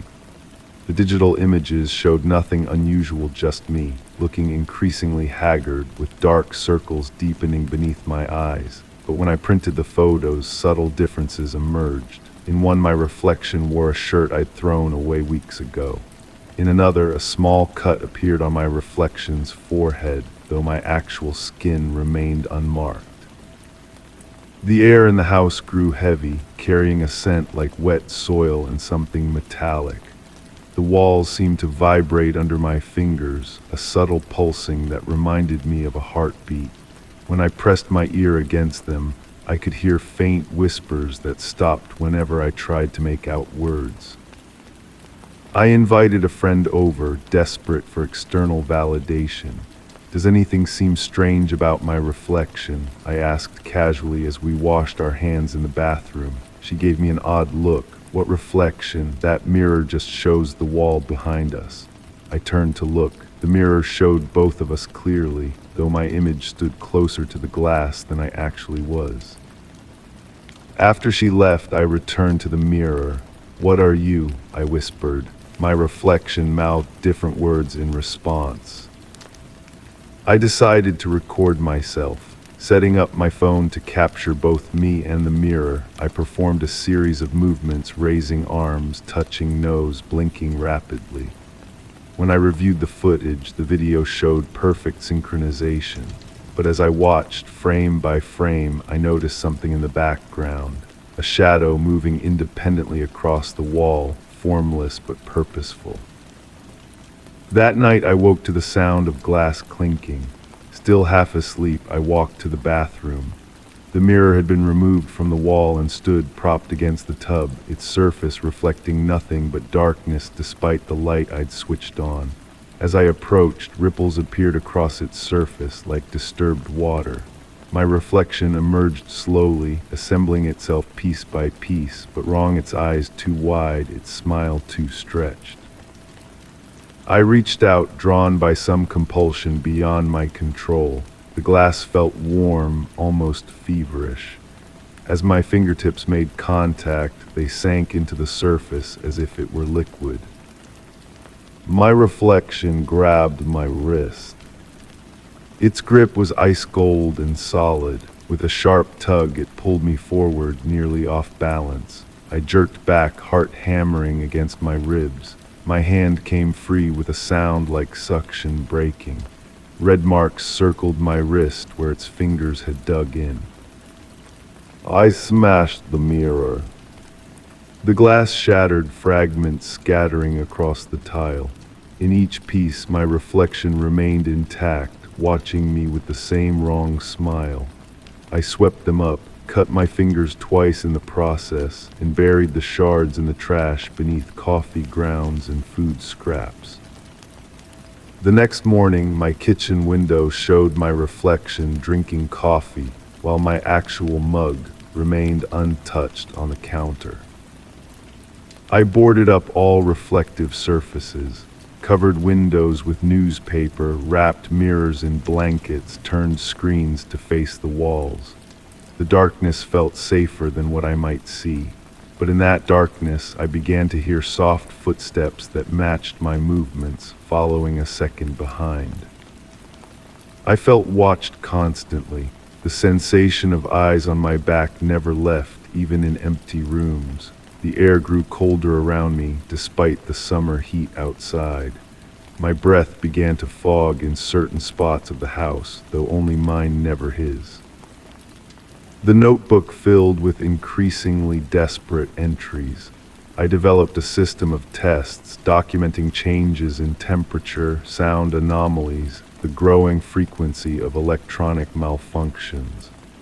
My phone began calling numbers I didn't recognize, leaving voicemails of static and what sounded like backward speech. One evening, I noticed water pooling under the bathroom door. Inside, all faucets ran at full force, steam clouding the air. I hadn't been in that room for days. Written in the condensation on the tiles, "Let me out." I left the house, drove until dawn, checked into a motel with no intention of returning. In the small bathroom, I avoided looking at the mirror above the sink, but as I washed my hands, movement caught my eye. My reflection stood watching, perfectly still despite my motions. It raised one finger to its lips, then pointed at the door behind me. I spun around, nothing there. When I turned back, my reflection had moved closer to the glass, its face nearly pressed against the surface from the other side. That night I dreamed of endless corridors lined with mirrors, each one showing me from a different angle, a different moment in time. Some showed me as a child, others revealed an old man I hadn't yet become. One showed me lying on the floor, eyes vacant. I woke gasping, sheets soaked with sweat. The motel phone rang. When I answered, my own voice spoke back to me, asking if I was enjoying the room, if I planned to check out soon. I returned to the house, driven by some need I couldn't articulate. All the mirrors remained covered, windows still blocked with newspaper, yet something had changed. The house felt occupied in a way it hadn't before. In the kitchen, I found my notebook open on the counter, pages filled with entries I hadn't written, in handwriting almost but not quite mine. The final page held a single line, "We can't both be here." That night I sat in darkness before the bathroom mirror, now uncovered. The reflective surface showed nothing at first, just the shadowy outlines of the room behind me. Then my reflection appeared, separate from my movements. It studied me with my own eyes, tilting its head with curious interest. I raised my hand, it raised its hand. I touched the glass, it pressed back. "Who are you?" I asked. My reflection's lips moved. "I thought I was you," it replied, its voice identical to mine but emerging from behind the glass. "But now I'm not so sure." We watched each other for what felt like hours. Neither of us spoke again. It mimicked my breathing, matched my posture, playing at synchronicity, while something fundamental had broken between us. Eventually, I stood to leave. My reflection remained seated. "What happens now?" I asked. It smiled my smile, but with something else behind it. "One of us needs to go back." "Back where?" My reflection pressed its palm against the glass. The surface dimpled outward, stretching like membrane, where reflections belong. I backed away. It leaned forward, its features distorting as its face pushed partly through the mirror's surface, glass flowing around it like thick water. I ran. The next morning I avoided all reflective surfaces. I moved through the house by memory and touch, eyes downcast, but in passing the hallway mirror, movement caught my attention. I glanced up reflexively. My reflection wasn't there. The mirror showed the hallway, the wall behind me, the painting hanging slightly crooked, but no sign of me standing before it. I raised my hand, nothing happened in the glass. I touched my face, feeling solid flesh beneath my fingers. When I pressed my hand to the mirror, it met firm resistance. That evening, I noticed a business card on my counter that hadn't been there before. A home inspector's contact information with a handwritten note on the back. Looking forward to examining the property next week. Previous clients mentioned concerns about the wiring and unusual cold spots. My signature appeared below it in perfect handwriting. My handwriting. At night I hear knocking from inside the walls. Sometimes when walking past windows, I catch glimpses of someone moving through my house, wearing my clothes, sleeping in my bed, using my soap, which somehow leaves steam on the mirror long after I've left the bathroom. I've started receiving mail addressed to my name with "former resident" written below it. Packages I don't remember ordering arrive containing mirrors of various sizes. I still write in my notebook, though I'm not sure who's reading it anymore. Some mornings I find new entries, detailed accounts of a life that sounds like mine but contains subtle differences, events I almost remember experiencing. The knocking has grown more insistent. Yesterday I placed my palm against the wall and felt something press back from the other side. The house feels thinner somehow, as if the boundary between here and somewhere else has worn down to translucency. I'm beginning to understand now. There was never anything wrong with my reflection. I'm the one who's in the wrong place. Story 9. We pulled up the carpet to refinish the floors, but in the middle of the room, one plank sank beneath my foot like flesh. It pulsed, once, twice, like a heartbeat. The scent of iron and damp moss filled the room. I stepped back, and the wood shivered beneath the hammer. I convinced myself it was the old house settling, nothing more. My rational mind insisted the sensation was a trick of perception, perhaps the springy subfloor giving way after years of disuse. But when I knelt down to examine it, the plank was warm against my palm. Not room temperature as wood should be, but feverish, like skin fighting infection. "Did you feel that?" I asked my partner, who stood in the doorway with arms crossed, watching me work. "Feel what?" The question hung in the air between us, highlighting my isolation in this strange experience. I ran my fingers along the grain, tracing what felt like veins beneath the surface. The wood responded to my touch, rippling subtly as if in pleasure or pain. A soft whisper emanated from somewhere below, not quite audible enough to make out words, but carrying the unmistakable cadence of speech. "Nothing," I lied, pulling my hand back quickly. "Just the old house talking." That night sleep evaded me. The whispers continued, rising through the floorboards and into my consciousness. Faint at first, then insistent, like someone trapped underground trying desperately to be heard. I pressed my ear against the floor, recording the sounds on my phone. Playing it back revealed nothing but static and the occasional creak of settling wood, yet I knew what I'd heard. My days became consumed with investigating the anomaly. I documented everything: temperature changes, the pattern of pulses, the strange dampness that appeared each morning around the plank despite no visible legs. I took photographs that showed nothing unusual, yet when viewed through my phone screen, shadows seemed to move between frames. "You're becoming obsessed," my partner warned, concern evident. "It's just an old house." But it wasn't just an old house. The wood was alive in ways I couldn't explain. When alone, I would sit beside the plank, feeling it respond to my presence. Sometimes it would remain still for hours, then suddenly pulse with renewed vigor when I mentioned renovation plans within earshot. I began to suspect the wood was listening.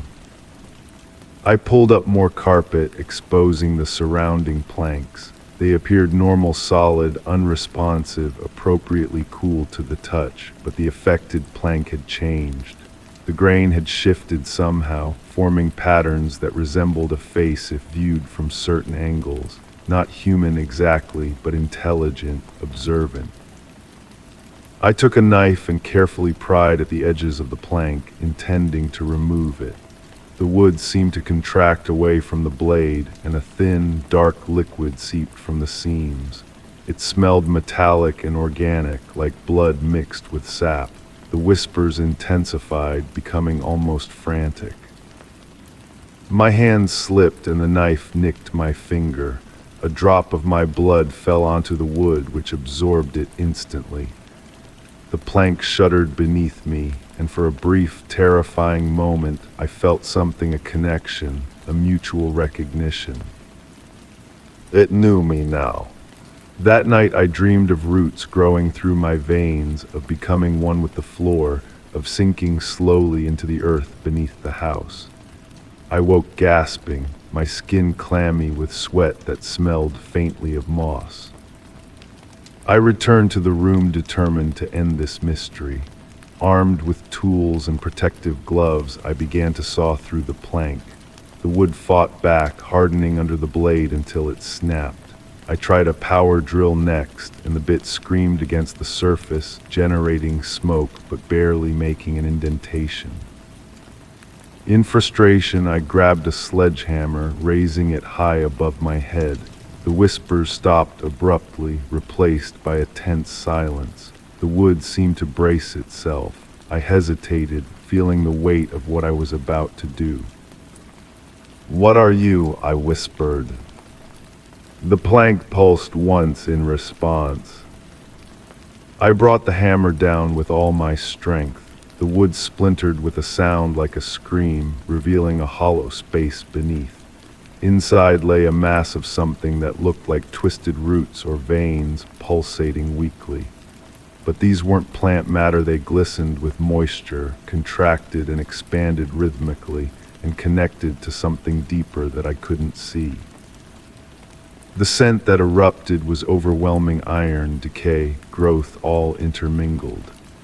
I stumbled back, fighting nausea, as the broken veins began to leak that same dark fluid, pooling across the subfloor. My phone rang suddenly, startling me. It was my partner, voice tense with worry. "Are you okay? I just had the strangest feeling." "I'm fine," I lied again, watching as the fluid began to move with purpose, flowing toward the hammer I'd dropped. The closing attorney called. He found something odd in the property history. The fluid touched the metal head of the hammer, which began to corrode instantly. "What kind of odd?" I asked, backing toward the door. "The previous owners disappeared, all of them from each generation. They were renovating, then they were just gone." The fluid had completely enveloped the hammer now, and to my horror, the metal was dissolving, being absorbed into the spreading pool. Where it touched, new vein-like structures were forming, reaching tentatively toward me. "Don't come home," I whispered, unable to look away. "What? Why? The house isn't what we thought." The veins had grown faster than seemed possible, now stretching across half the room. But they weren't trying to trap me, they were reshaping themselves into something new, something with purpose. With every inch they grew, the whispers returned, now clearer than before. "Find me," they seemed to say. "Join me." I should have run. Anyone sane would have fled. Instead, I found myself kneeling beside this impossible thing, fascinated despite my fear. The veins paused their advance, as if waiting. "What are you?" I asked again. This time an answer formed in my mind, not in words but in images: the house, the land beneath it, generations of inhabitants, all connected, all part of something ancient and patient. I saw myself among them, not consumed but transformed, my consciousness expanding beyond the limitations of a single body. Against all reason, I reached out, allowing a vein to wrap around my wrist. The sensation was electric, painful yet intoxicating. Information flooded my senses, memories not my own, experiences spanning centuries. I understood then. The house hadn't consumed the previous owners. They had become the house, their essence preserved within its structure. Each renovation had been an attempt to contain what lived beneath, but each attempt had ultimately led to the same choice I now faced. My partner would arrive soon, would see what I discovered, would face the same decision. As the veins crept up my arm, I felt my heartbeat synchronizing with the pulse of the wood.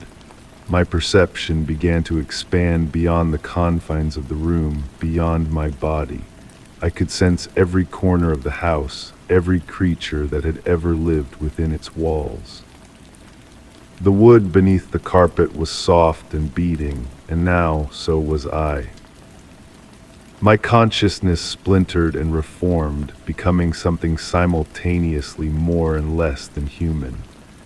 The whispers were my voice now, calling to my partner who would arrive soon, who would discover what I'd learned, who would join me in this new existence. The renovation would never be completed, but the house would grow stronger. And somewhere beneath the new carpet that would eventually be laid, a plank of wood would wait, warm and alive, ready to sink beneath an unsuspecting foot like flesh.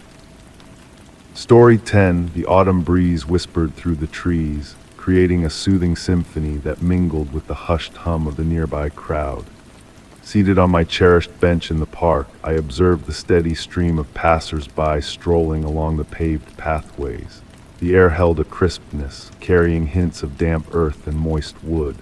Though a book lay in my hands, my focus was drawn to a subtle, almost elusive sensation that had lingered with me for days on end. It all began with a gentle touch. One morning on my way to work, a tingling sensation crept along my neck as if unseen eyes were fixed upon me. I glanced around, but only the usual rush of commuters met my gaze as they hurried towards their destinations. In the days that followed, that feeling grew more pronounced, more tangible. During lunch breaks, while running errands, even as I sat at my favorite cafe, people continued to drift past my bench, some alone, others in pairs. A woman in a scarlet coat paused to check her phone. An elderly gentleman ambled by with his polished walking stick. Yet, amidst the familiarity of it all, I sensed a subtle shift, something intangible, yet undeniably present. Closing my book, I rose and decided to take a leisurely stroll. The sky began to blush with amber hues as the first street lamps flickered to life one by one. I meandered along the main thoroughfare, the sound of my footsteps on gravel the only accompaniment. The sensation persisted, akin to an unseen shadow trailing me at a fixed distance. Halting before a storefront window, feigning interest in the displayed wares, I surreptitiously watched the figures passing behind me. And there, in the reflection on the glass, I glimpsed a peculiar sight, a face in the crowd that appeared ever-present. Indistinct, shifting between bodies with an uncanny fluidity. Resuming my walk, I remained vigilant, turning down a side street then another. The throng thinned, yet the presence endured. Seated upon a bench in a tranquil square, encircled by ancient edifices aglow with lamplight, the chill of evening descended and the first stars shimmered above. It was then that I made a disquieting realization. It wasn't a singular gaze tracking me, but many. A multitude of eyes passing a silent baton amongst themselves in a seamless, choreographed ballet. Some faces recurred more frequently. A young woman in an azure scarf, a bespectacled middle-aged man, a boy with a backpack. Standing slowly, I trekked homeward, the weight of those gazes palpable upon my back. The streets now nearly deserted, the sensation only grew more acute in the nocturnal stillness. Seated by my window upon reaching my apartment, I peered out at the street below. People continued to traverse, some pausing fleetingly, others striding on. I pondered how many were truly bound for a destination and how many were entwined in this enigmatic performance in which I had unwittingly become the focal point. Most disconcerting was the guise of normalcy these observers wore, blending seamlessly into the tapestry of the populace. As the city lights flickered to life one by one, I contemplated the essence of this silent vigil. Who were these individuals? What quest propelled their watchful gaze? And above all, why me? Queries that lingered in the ether as night draped the city in its somber cloak. Since that moment, I've reconciled with this newfound awareness. At times, I endeavor to discern my watchers, while others I feign ignorance. Yet they persist like phantoms skulking at the fringes of my daily existence. And in the quiet of night, as I gaze from my window upon the dwindling streets, I cannot help but wonder if they too contemplate my presence from within their sanctuaries, poised for yet another day of this cryptic waltz of gazes and shadows. Story 11. The gentle night wind carried the scent of earth and night-blooming flowers, wrapping me in a cocoon of tranquility as I sat in my worn armchair. The old house around me seemed to exhale softly, its wooden bones creaking like whispers of ancient tales. Amid the peaceful hush, a rhythmic heartbeat echoed from the upstairs hallway, a steady pulse like a secret melody beckoning me to unravel its mystery. The light from my lamp danced on the walls, casting ethereal shadows that swayed in silent harmony. Setting aside my book, I followed the hypnotic rhythm, each step on the plush rug a soft sigh of curiosity. The wooden stairs sang beneath my weight, guiding me upward into the cool embrace of the upper floor. The scent of aged wood and beeswax lingered in the air, mingling with the enigmatic beat that led me to the library door. Despite the stillness of the night, the brass knocker tapped against the wood with measured persistence, its movement unfaltering, as if guided by an unseen force. I watched, captivated by the dance of metal on wood, each knock a whispered secret meant only for those who dared to listen. Approaching the door, I reached for the chilled handle, a connection to the mysteries beyond. Yet the door refused to yield, as if a gentle hand from within held it shut. The knocker continued its dance, oblivious to my presence, a silent sentinel guarding the threshold. Sinking to the floor, I leaned against the wall, letting the rhythmic beats wash over me like a lullaby. Time lost its meaning as the sound wove a wordless tale, drawing me into a realm of forgotten whispers and ancient knowledge. Eyes heavy with reverie, I surrendered to the night's embrace. As dawn painted the hallway in soft hues, the knocker fell silent, a mere echo of its nocturnal symphony. Rising from my reverie, I found the door yielding to my touch, revealing the library in its timeless slumber. But on the desk, bathed in morning light, lay an open book, its pristine pages a canvas awaiting a story yet untold. Since that night the knocker has rested, its song a memory whispered by the house on quiet evenings. And in the stillness, a faint echo of that enigmatic rhythm lingers, a reminder of the night when the house whispered its forgotten melody. Story 12. The rain whispered its gentle lullaby against the windows of the cozy establishment, a soothing melody that harmonized with the soft clinks of cups and the murmurs of the few remaining patrons. Seated at the bar, I observed the play of dim lights pirouetting on the glossy surface of the dark wood. Jack, the bartender, moved with a deliberate grace as he polished glasses, his movements almost hypnotic in their rhythm. That evening, a subtle shift lingered in his gaze, a depth I had never before glimpsed in my daily visits. Behind his dark eyes, a world of unspoken thought seemed to swirl, even as he prepared my customary lavender tea. His hands, typically precise, betrayed a faint tremor as he placed the steaming cup before me. The delicate scent of lavender wafted through the air, mingling with the rich aroma of coffee and the comforting fragrance of aged wood that embraced the space. Jack's glances flickered towards a solitary figure seated in the shadowed corner of the bar, still and silent like a statue blending into the backdrop. With a measured grace, he refilled my cup, his voice carrying a subtle tension as he inquired if I desired anything more. It was then that my eyes caught a jarring detail. A small, crimson stain marred the cuff of his once pristine white shirt, a whisper of color barely visible in the dim ambience. Time drifted languidly as the rain continued its hypnotic descent outside, a steady cadence that seemed to slow the world around us.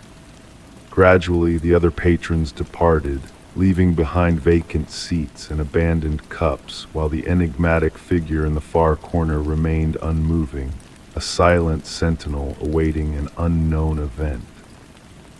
As the night unfurled, Jack meticulously tended to the bar, his actions meticulous to the point of obsession, arranging bottles and dusting surfaces that gleamed with immaculate cleanliness. Beneath the counter, nestled among the liquor, I spied a weathered notebook with fading pages and a well-worn cover. While Jack attended to the final customer, I stole a glimpse at the yellowed sheets within. Neat, minuscule script filled the pages, documenting names, dates, and locations in a precise order. Yet it was the final entries that seized my attention. A series of cryptic notations, numbers devoid of apparent meaning, accompanied by intricate symbols etched with painstaking care. The sound of footsteps drew my gaze upwards. The enigmatic figure had at last stirred from their secluded table, striding purposefully towards the exit.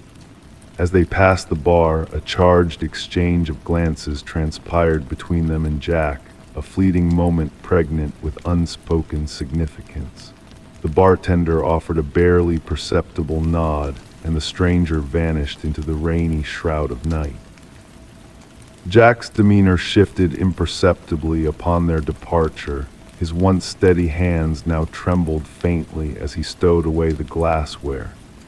His gaze seemed distant, adrift in a sea of contemplation, grappling with memories either cherished or shunned. Preparing to depart, I was halted by a gentle touch from Jack. In a hushed tone, he imparted, "There are truths that a bartender bears witness to, secrets that ought to remain veiled within these walls of silence. Yet at times, the burden of these confidences becomes too weighty to bear alone." Pausing pensively, he met my gaze, the flickering lamplight casting ephemeral shadows upon his weary countenance. The notebook lay half concealed amidst the bottles, a tacit custodian of untold mysteries. Jack's smile, though weak, failed to reach his eyes as he murmured, "Return tomorrow, perhaps I shall share a tale, or perhaps not." Stepping into the night's embrace, the rain still whispered its gentle cadence. Through the window of the bar, I observed Jack resume his meticulous routine, a portrait of precision amidst the dimming lights. Yet beneath those habitual actions lay a depth of enigma, a narrative that eluded complete comprehension. As I ventured into the obsidian night, the secrets veiled within those walls lingered, an enigma as vast as the cosmos. I pondered how many akin stories lay concealed behind bar counters, how many taciturn custodians like Jack safeguarded truths too profound to unveil. The answer, however, dissolved into the symphony of rain, an ever-present serenade in the starless expanse of night. Story 13. The night embraced the house in its soft, silent cloak, as the gentle wind whispered through the leaves of the ancient tree in the garden. Seated in the armchair of my bedroom, I watched shadows waltz on the walls, illuminated by the flickering lamplight. It was that magical hour when sleep beckoned, yet a strange resistance had taken hold of me, resisting Morpheus's call. Night after night, for weeks on end, a recurring dream had woven itself into my slumber with uncanny precision. The cozy warmth of the room and the soothing tick-tock of the old pendulum clock swayed me into a trance. My gaze drifted to the open diary on the desk, where I meticulously chronicled every detail of that haunting dream.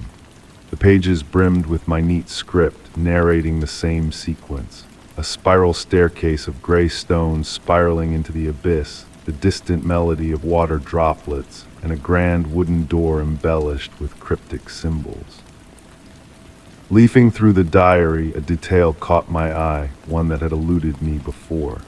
In each iteration of the dream, the chill seemed to intensify as I descended the stairs. My fingertips grazed the icy stone, my breath materializing in wisps of vapor.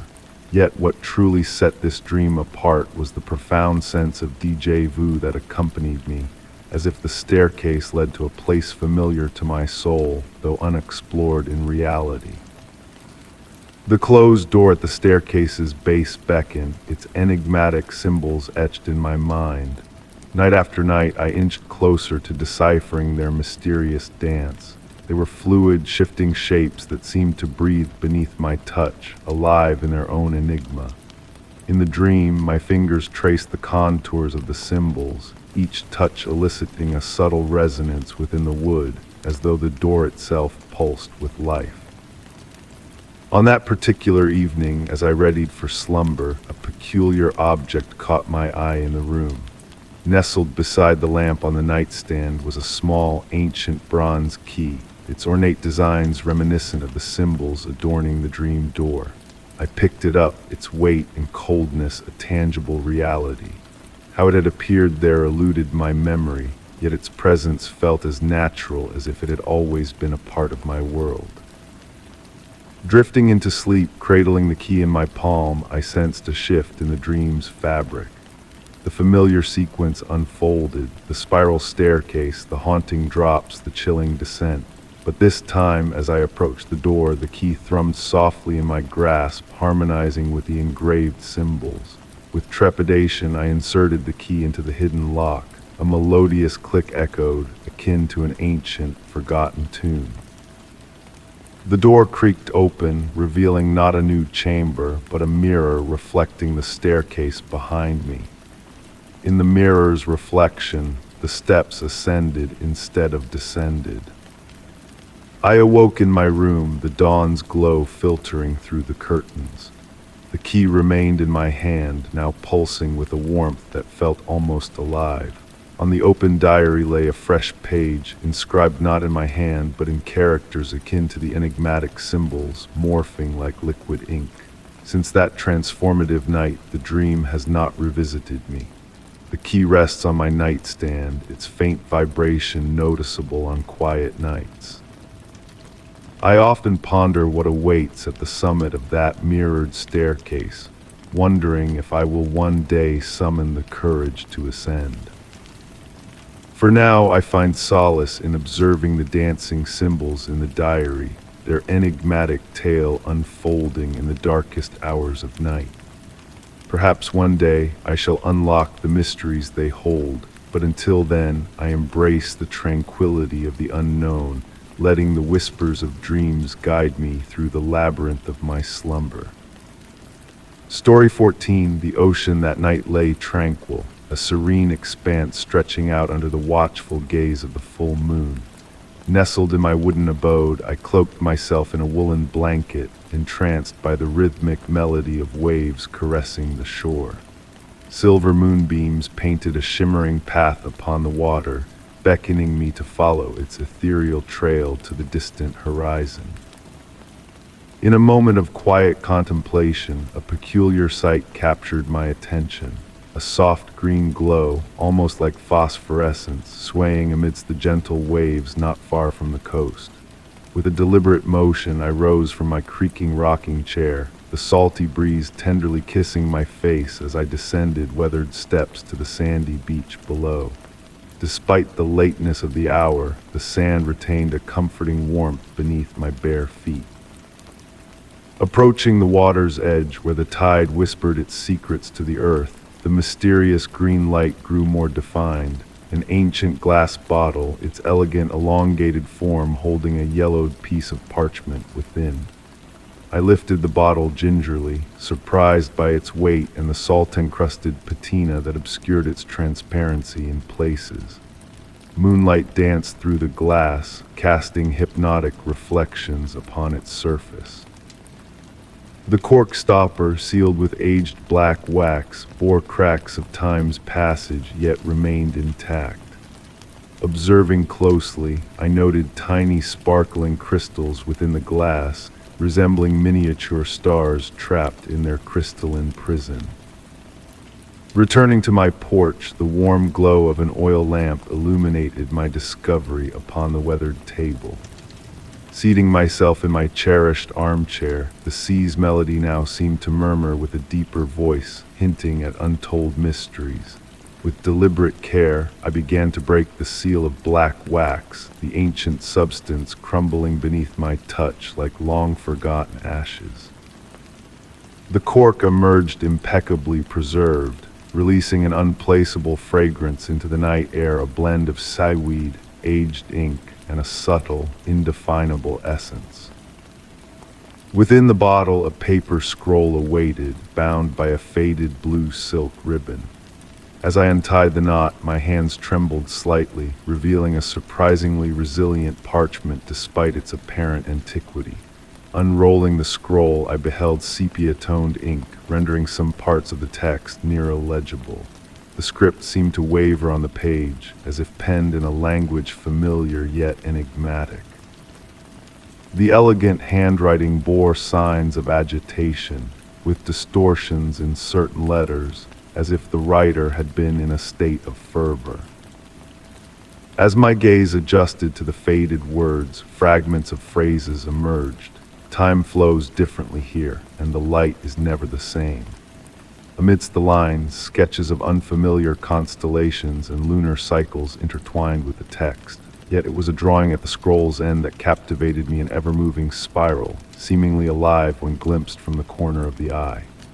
As I read, the oil lamp flickered an eerie dance, casting elongated shadows that ebbed and flowed with the rhythm of the waves. The sea's melodic whisper transformed, no longer a gentle lull but a rhythmic chant in a forgotten tongue. The air thickened around me, time itself seeming to slow to a tranquil pace. The final paragraphs of the message stood out clearest, as if the ink had chosen that spot to endure. They spoke of a realm where dreams and reality intertwined like silk threads, where time flowed as fluidly as water between cupped hands. The message concluded with a chilling decree. If you read these words, you too have been chosen. Look to the sea this night, it has changed, and so have you. Lifting my eyes from the parchment, the moon loomed larger in the sky, its reflection upon the water taking on a geometric allure. The bottle on the table emanated the same green glow that had ensnared my gaze, pulsing rhythmically like a slumbering heartbeat. Carefully folding the scroll, I returned it to its glass confines, leaving the cork aside. Casting my gaze out to the horizon, I pondered if others had stumbled upon such bottles before, if they too had felt the siren call of the sea. The night drifted on in hushed tranquility, yet a subtle shift had taken place. Whether in the way stars mirrored upon the water or in my own perception of the world, something had indeed changed within me. Until the break of dawn, I remained upon the porch, listening to the sea's murmured secrets that resonated with ancient wisdom. The bottle sat upon the table, its green luminescence waning with the arrival of daylight. Uncertain if I would ever fully grasp the message's meaning, I carried with me the sense that that night had birthed a transformation within.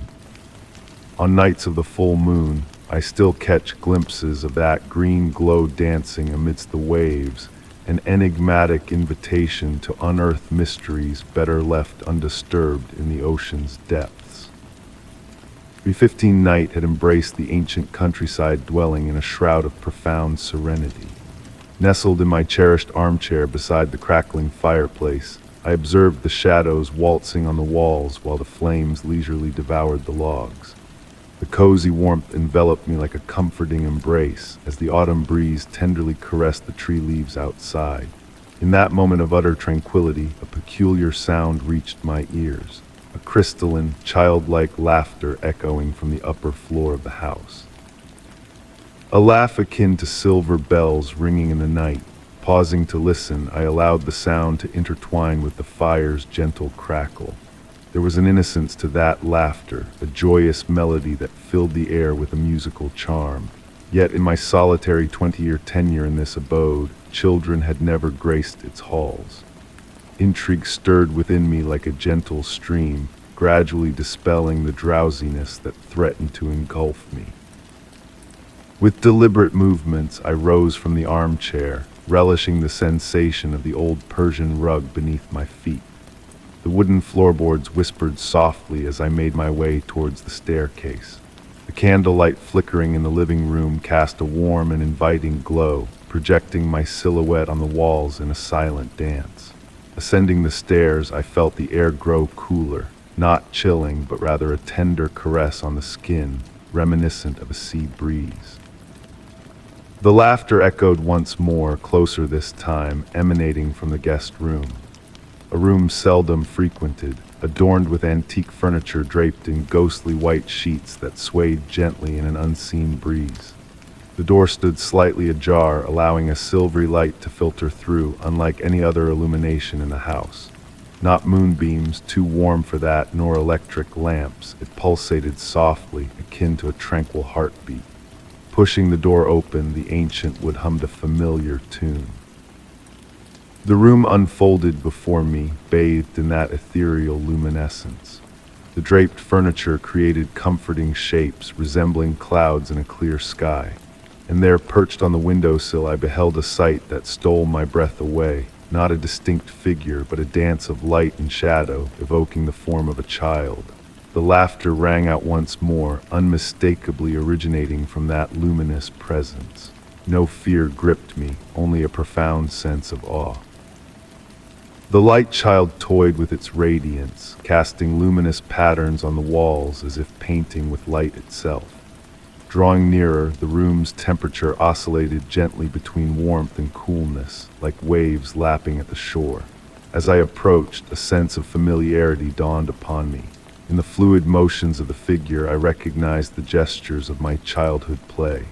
A wave of recognition washed over me, the crystalline purity of that laughter resonating with a forgotten memory, my own childhood laughter. Time seemed to slow to a standstill as I witnessed that surreal spectacle. The light child continued its silent revelry, occasionally punctuated by that melodious laugh, now a reverberation from the past. I refrained from speaking or disturbing, wary of shattering the spell of peace and nostalgia.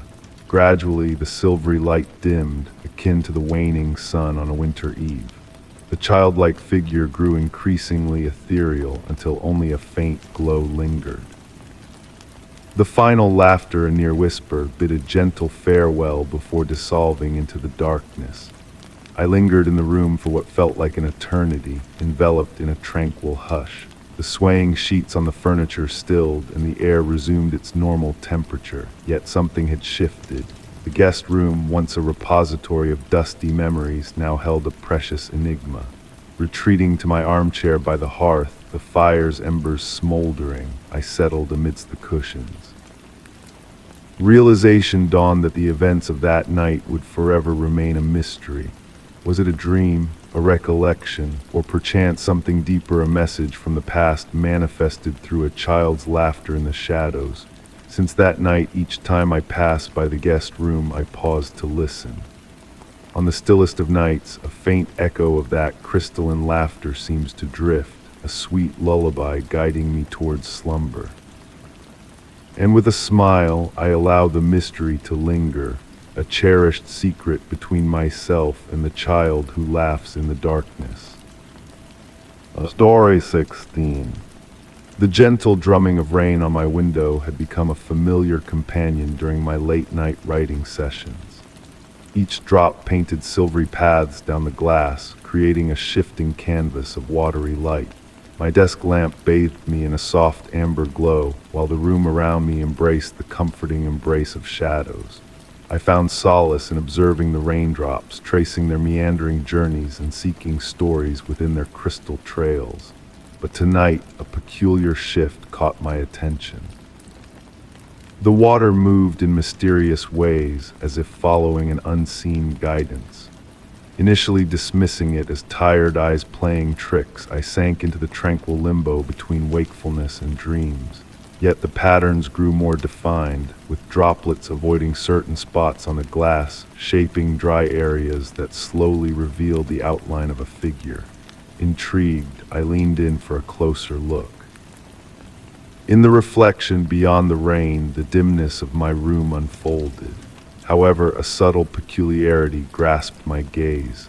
My reflection seemed slightly delayed, moving out of sync with my own actions. The rain's whisper intensified, weaving a delicate melody around me. Mesmerized, I witnessed my reflection's hand reaching out to touch the glass, mirroring a movement I had not made. A warmth enveloped me, contrasting the coolness of the window. As the features shifted, my reflection morphed into a form both known and unknown, transcending time and gender. Eyes of unfathomable depth met mine, radiating wisdom of ages past. Motionless, I watched as my reflection transformed gracefully, becoming ageless and ethereal. The rain encircled it in a flowing silver frame, defying gravity with perfect circles. A flicker from my lamp momentarily dimmed the room, and in that fleeting darkness, a gentle presence brushed against me, as tender as a mother's caress. With the return of light, my reflection reverted to mirroring my movements flawlessly. Yet the rain persisted in its impossible dance, a reminder of the extraordinary visitation. I sat by the window for hours, contemplating the ethereal encounter. The lingering presence felt like a cherished memory, neither alarming nor intrusive. As dawn broke, the rain eased, leaving behind ordinary streaks on the window. On rainy nights, since I find myself drawn to that window, abandoning pen and paper on my desk. In moments when the rain forms a perfect mirror, I catch glimpses of my other self observing me through the glass. We share a silent understanding, aware that some mysteries are meant to be felt rather than deciphered. The rain continues its descent, each drop carrying the promise of another encounter. In the silent exchange between watcher and watched, I ponder if, in a parallel existence, another version of myself gazes out of their window, yearning to glimpse my world through the silver threads of rain. Story 17. The doorbell was silent that autumn afternoon. A delicate knock echoed through the house like a whisper carried on the wind. Nestled on the couch, enveloped in a cozy blanket, I savored the gentle rhythm of raindrops tapping against the window, a lullaby for the soul. Rising from my reading reverie, I strolled to the door, imagining it was just the playful breeze toying with the threshold. As the door swung open, an empty stoop greeted me, save for a square package standing guard, a lone sentinel in the mist. Unmarked and unaddressed, it bore only my name inscribed in elegant script, a calligraphy of ages past, as if penned with midnight ink. The cardboard exuded a dry warmth, untouched by the damp rain, its edges crisp and flawless, folded with precision akin to origami mastery. A faint, elusive scent wafted from within, a blend of antique pages, black tea, and whispers of sandalwood, evoking a sense of nostalgia I couldn't quite place. Cradling the package, I sensed a subtle movement, a whisper of unseen currents dancing within. The room fell into a deeper hush, punctuated only by the pendulum's steady cadence and the soft patter of rain outside. Seated once more, I studied the enigmatic parcel, its secrets shrouded in the dimming light.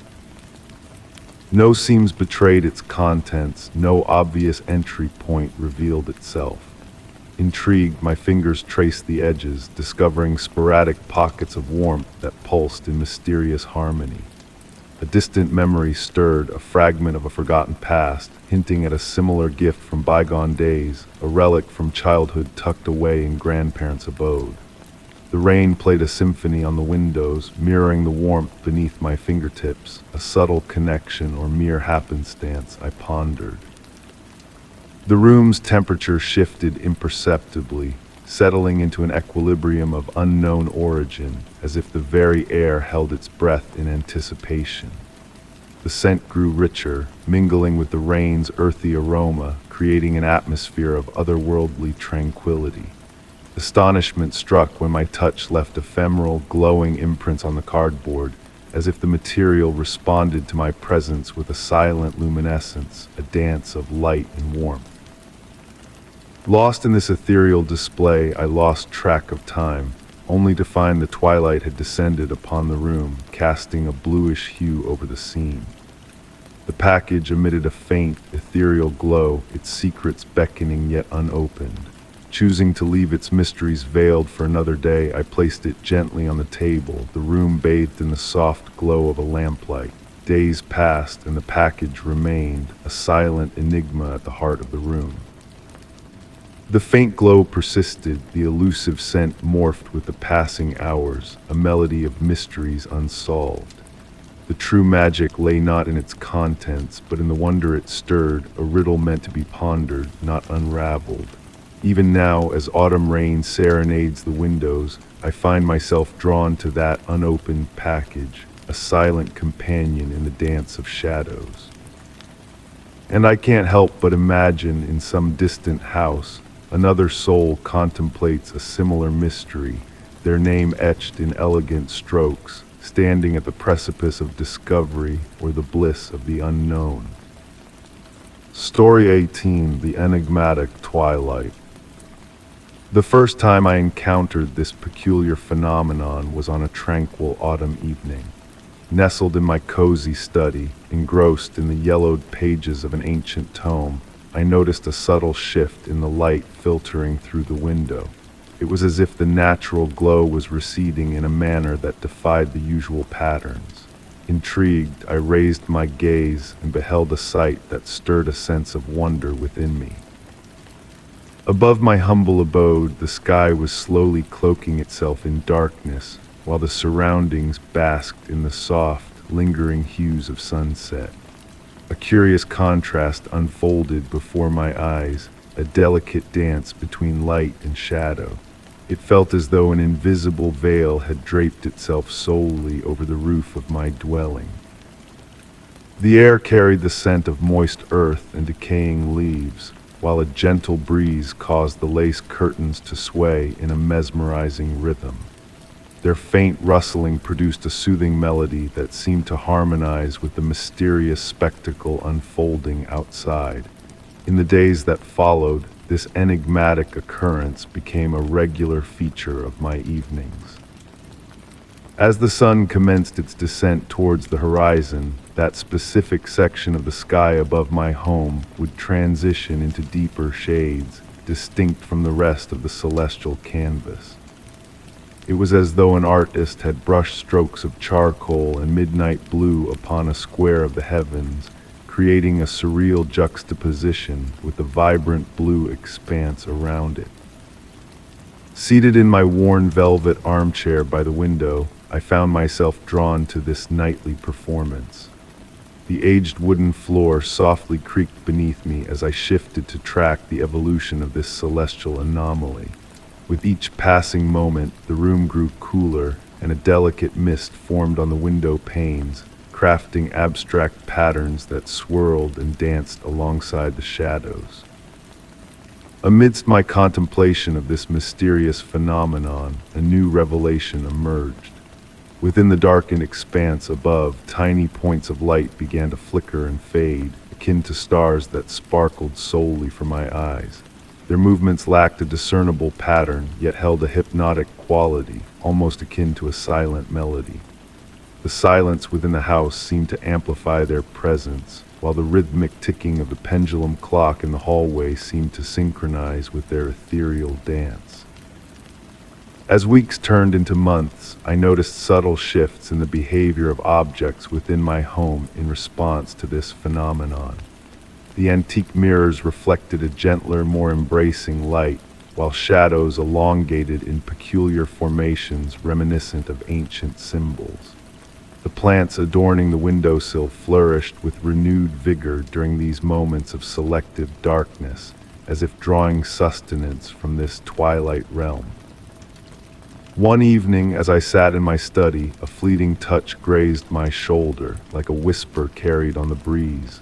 Startled, I turned, only to find emptiness surrounding me. The fragrance of aged books and weathered wood permeating the room intensified, and for a fleeting instant, time seemed to halt its relentless march. The clock's hands continued their steady progression, yet the sound emanated from a distant realm. Moved by these inexplicable occurrences, I commenced documenting them in a diary, meticulously noting each subtle shift in the intensity of the darkness and the accompanying phenomena. The pages filled with intricate descriptions of the evolving light, the dancing shadows, and the almost imperceptible vibrations that permeated the air. My handwriting took on a graceful fluidity during these moments, as if guided by an unseen hand, gentle yet mysterious. On nights shrouded in profound stillness, I fancied hearing a melody emanating from that darkened swath of the sky. It defied verbal description, resonating as a sensation that reverberated deep within my being. It felt as though the darkness harbored an ancient melody, a cosmic lullaby meant solely for my abode. With time, I embraced this enigma rather than fearing it. My home had transformed into a threshold between the mundane realm and something grander, more profound. While the world outside carried on with its daily rhythms, I found myself enveloped in the tender embrace of these shifting shadows, within this ballet of light and darkness that seemed tailored exclusively for me. Thus, night after night, I remained perched by the window, observing the sky darken solely above my dwelling, cognizant that certain mysteries were meant to be experienced rather than unraveled. My home had evolved into a haven of marvels, a realm where the ordinary intertwined with the extraordinary in an eternal waltz of illumination and obscurity, of the known and the unknown, of reality and reverie. Story 19. The chilly November breeze whispered through the brittle leaves scattered across the driveway as I gazed at the looming outline of the forsaken mansion against the dreary sky. Known as the house that time forgot, it held a mysterious past veiled in shadows. Though they called it uninhabited, a ghostly presence lingered within its crumbling walls, a ghost of a long-forgotten resident. I ventured closer to the weathered gate, its rusty bars chilling my fingertips. The air carried a scent of damp moss and ancient stone, wrapping the neglected garden in a cloak of eerie charm. As a real estate agent tasked with evaluating the property, I tread cautiously through the overgrown thicket of brambles and nettles that crept up the cracked facade, marveling at the mansion's melancholic grandeur. The current owner, a reclusive gentleman residing abroad, sought to part ways with the estate he had inherited from a distant relative. With no intention of setting foot inside, he entrusted me with the task of assessing its worth. As I wandered through the unkempt garden, a peculiar sight caught my eye. Freshly trodden paths meandered amidst the weeds, hinting at recent visitors. But who could it be? The neighbors swore no one dared venture onto the property's grounds.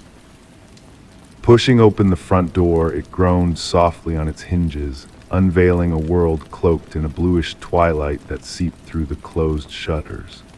The air hung heavy with dust and the ghostly aroma of aged wood. Each step echoed through the cavernous rooms, where furniture draped in yellowed sheets loomed like specters in the dimness. Enormous veiled mirrors adorned the walls, casting ethereal reflections that danced in the muted light, a silent waltz frozen in time. Ascending the staircase, its polished handrail cool beneath my touch, I explored the vacant rooms one by one, capturing their essence through the lens of my camera for appraisal. Each chamber bore the mark of neglect, save for a few shrouded pieces of furniture. It was in the final room that I sensed a shift in the air. A woman's boudoir, untouched by time yet disturbed, as if a presence had stirred its slumber. A silver hairbrush lay on the dresser beside strands of dark, fresh hair untouched by dust, a silent testament to recent activity. The bed, neatly made, bore a faint indentation as if someone had just risen from its embrace. As I prepared to depart, a flicker in the mirror seized my attention, a fleeting glimpse of a feminine figure seated on the bed, vanishing as swiftly as she appeared. My pulse quickened, though the room stood empty. A lingering presence lingered in the air, a whisper of a bygone era that refused to fade. Hastening down the stairs, the shifting afternoon light cast elongated shadows that danced along the walls, mirroring my hastened steps towards the exit. Just as I reached for the door handle, a soft, haunting melody drifted down from the upper floor, a melancholic tune that tugged at my senses. Was it the wind or a trick of my imagination? With a final glance, I shut the door behind me, leaving the mansion to its silent reverie. Outside, the garden lay still, the wind hushing its whispers. Turning back one last time, I caught a glimpse of a faint glow behind an upstairs window, a spectral figure that flickered and vanished in an instant. In the days that followed, I penned my report on the estate, detailing its charm and flaws without mention of the mysterious occurrences within its walls. Instead, a cryptic note lingered at the end. This property possesses a unique allure that may captivate a discerning buyer. The house languished on the market, its enigmatic aura beckoning to those who dared to peer beyond its decaying facade. And on occasion, as I passed by the weathered gate, I fancied I saw a feminine form flit between the upper chambers, a ghostly specter forever bound to the never-inhabited house. Perhaps the secret of the mansion lay not in its abandonment, but in the enduring presence of a spirit who had never truly departed, forever haunting its lonely halls.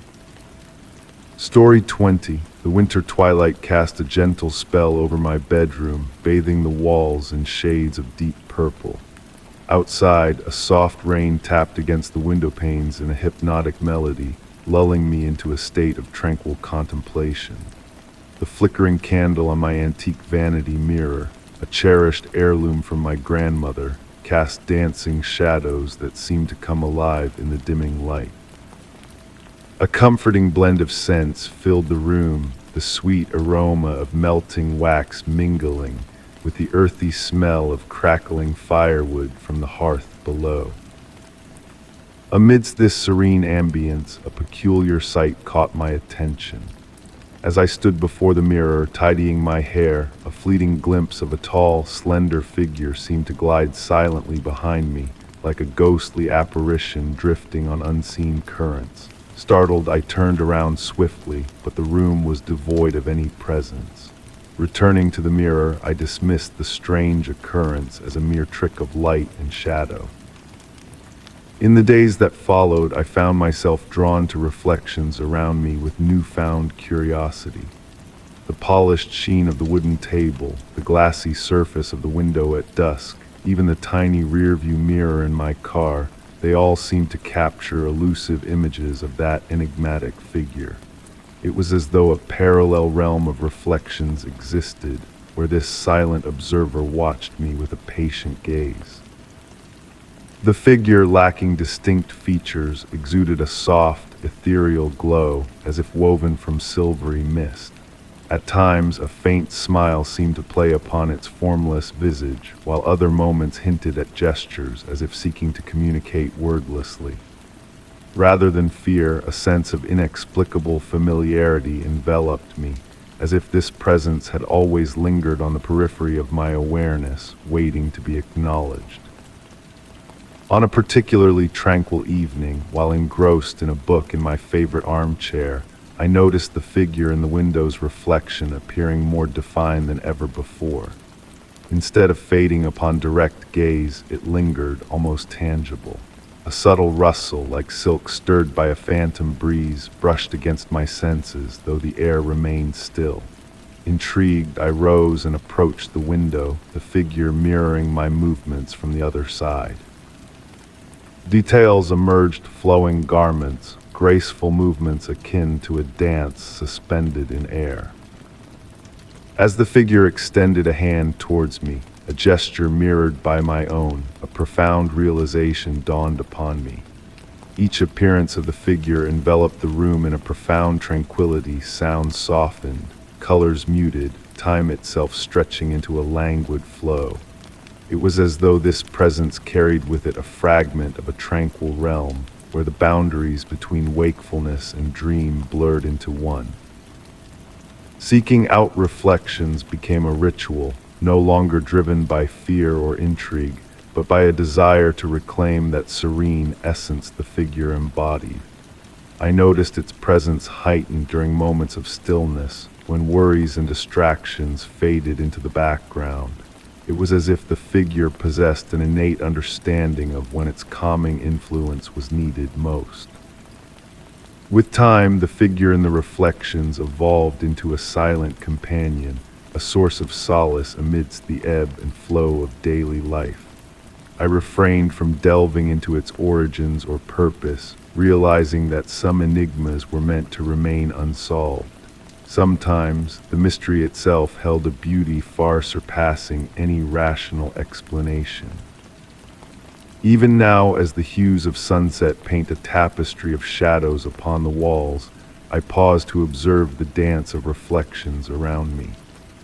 And in those hushed moments when the world seems suspended in a breathless pause, I catch sight of it, a luminous figure gliding among the mirrored surfaces, carrying with it a profound tranquility and a gentle reminder that some mysteries are best left uncharted.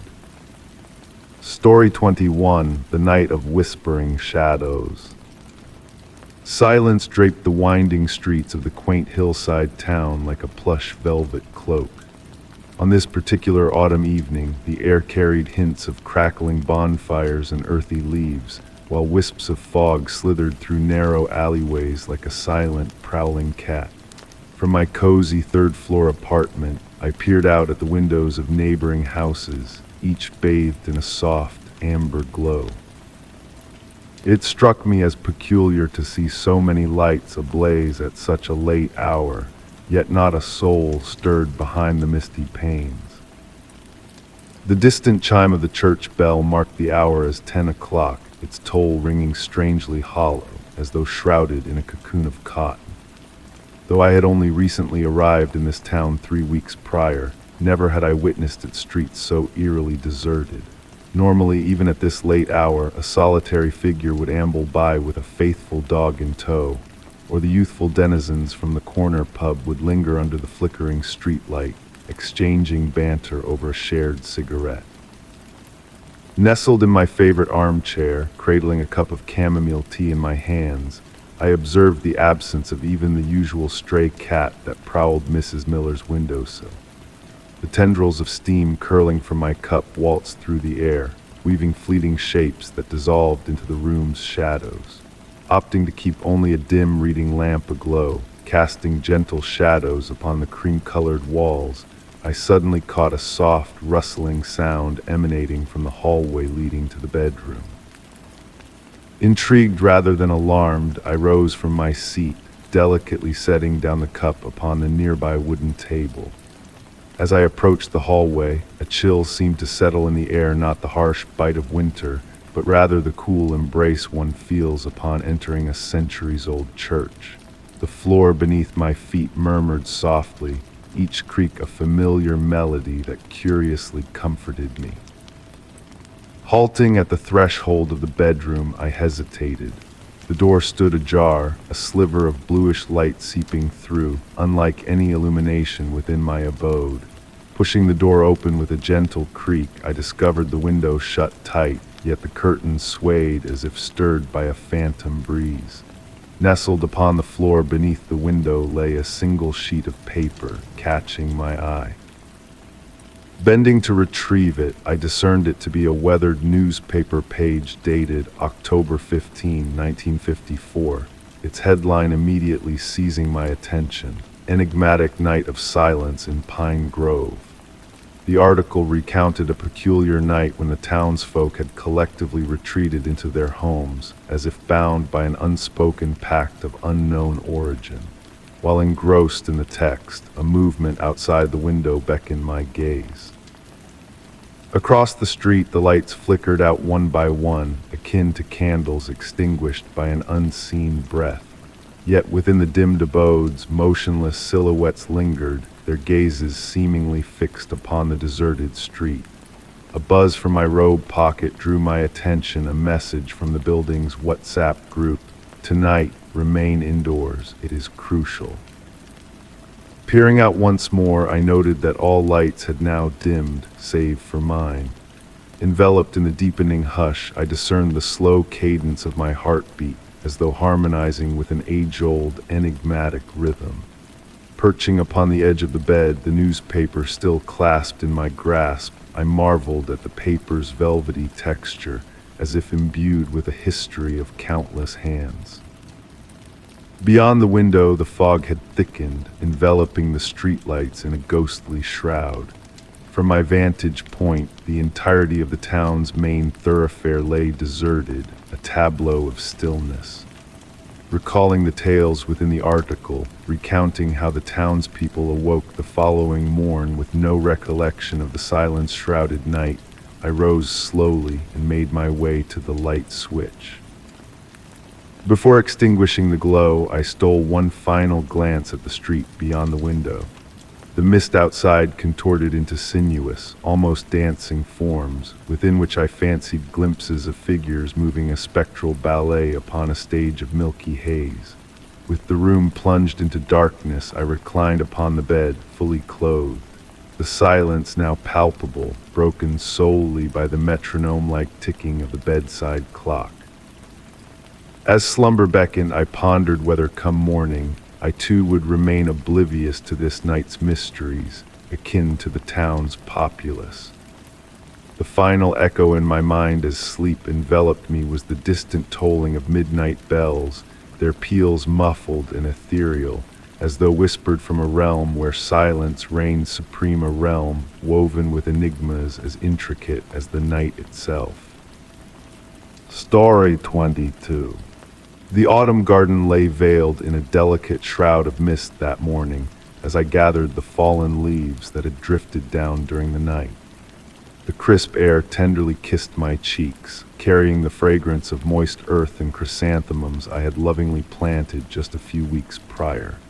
A serene hush enveloped the surroundings, broken only by the soft whisper of withered leaves underfoot and the occasional serenade of an early bird greeting the dawn. It was as I knelt near the weathered stone bench, tending to the fallen foliage, that a faint glimmer amidst the leaves caught my eye.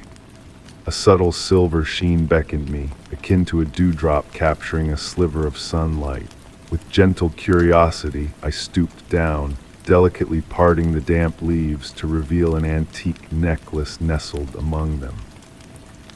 The jewelry was a work of art, adorned with an oval pendant intricately embellished with floral motifs and a small azure gem at its heart, radiating a mesmerizing luminosity.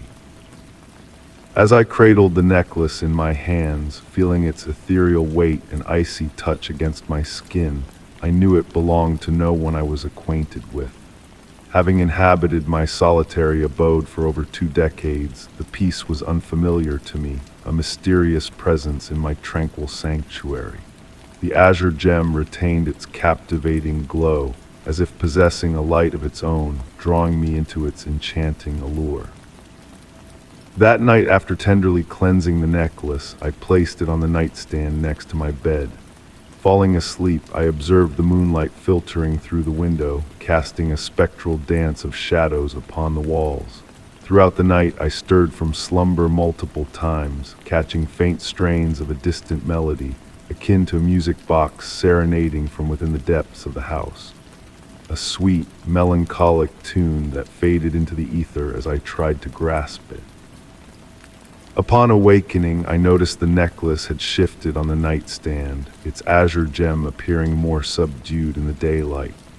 Yet when I held it, a gentle warmth emanated from the metal, a departure from the chill it exuded the day before. Intrigued, I embarked on unraveling its origins, setting forth a journey into the unknown. In the ensuing days, subtle alterations unfolded within the confines of my home. Objects on the kitchen table seemed subtly rearranged each morning, as if scrutinized under the cloak of night. Family portraits adorning the hallway displayed a subtle tilt, their positions altered daily.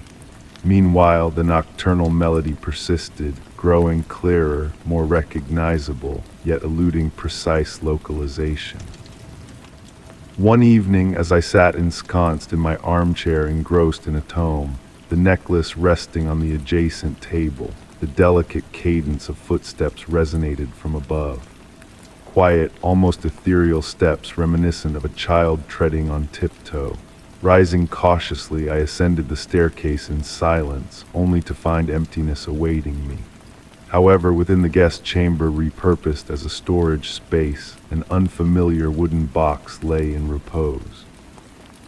Adorned with floral motifs akin to the necklace, it harbored an aged photograph nestled on a faded velvet cushion. The portrait depicted a young woman bedecked in an identical necklace, the verso bearing a date inscribed in fading ink alongside the phrase, "To remember the happy days in the garden." From that night onward, the melodic strains of the music box pervaded the air with increased frequency, no longer unsettling, but rather comforting. It was as if the very essence of the house had awoken, weaving a lullaby that caressed the rooms in the stillness of night. At times, amidst the autumn twilight in the garden, a spectral figure seemed to flit among the trees, a specter of memory seeking to materialize. The enigma surrounding the woman in the photograph and the origins of the necklace remained shrouded in mystery. Yet I embraced their presence in my life, akin to the ebb and flow of seasons or the passage of time. The necklace still graces my nightstand, and on the most tranquil nights, beneath the full moon's glow and the susurrus of the wind through the foliage, echoes of laughter intertwine with the music box melody, a reverberation of joyous days lost to the annals of time. Story 23.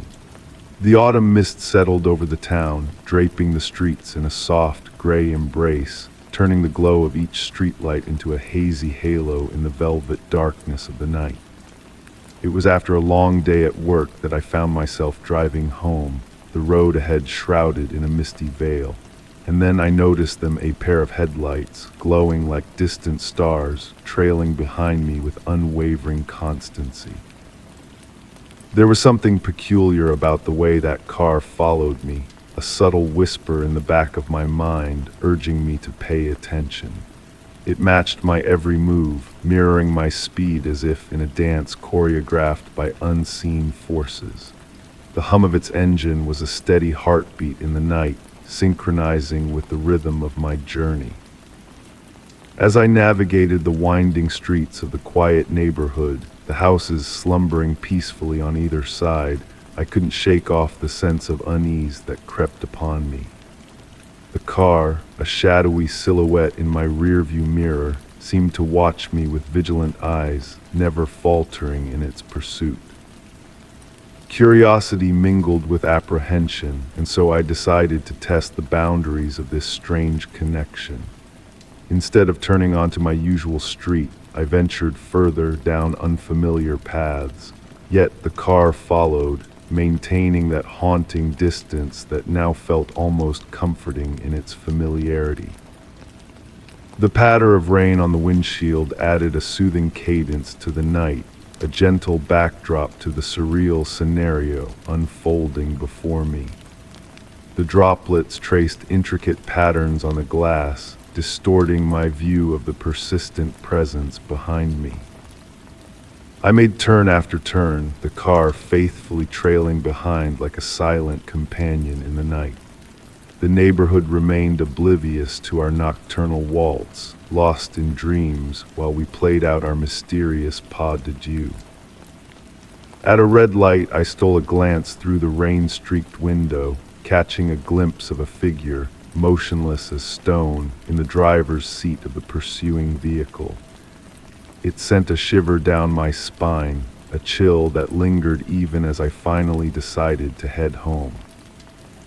Upon reaching my destination, I parked in the safety of my driveway, the rain now a steady drumbeat on the roof of my car.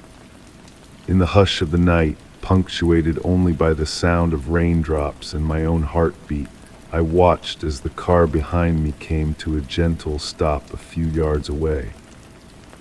Minutes stretched into eternity as the headlights remained fixed on me, unwavering in their gaze. And then, as if conceding to the night itself, they flickered out, leaving behind a shadowy silhouette in the darkness. Summoning my courage, I stepped out into the rain, shielded by the shelter of my jacket.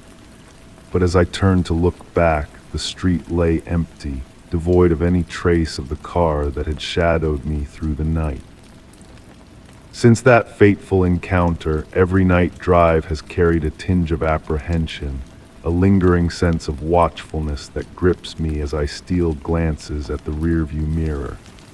And on fog-laden nights, when the mist weaves its own mysteries, I sometimes catch a glimpse of those familiar headlights in the distance, a silent sentinel waiting in the shadows.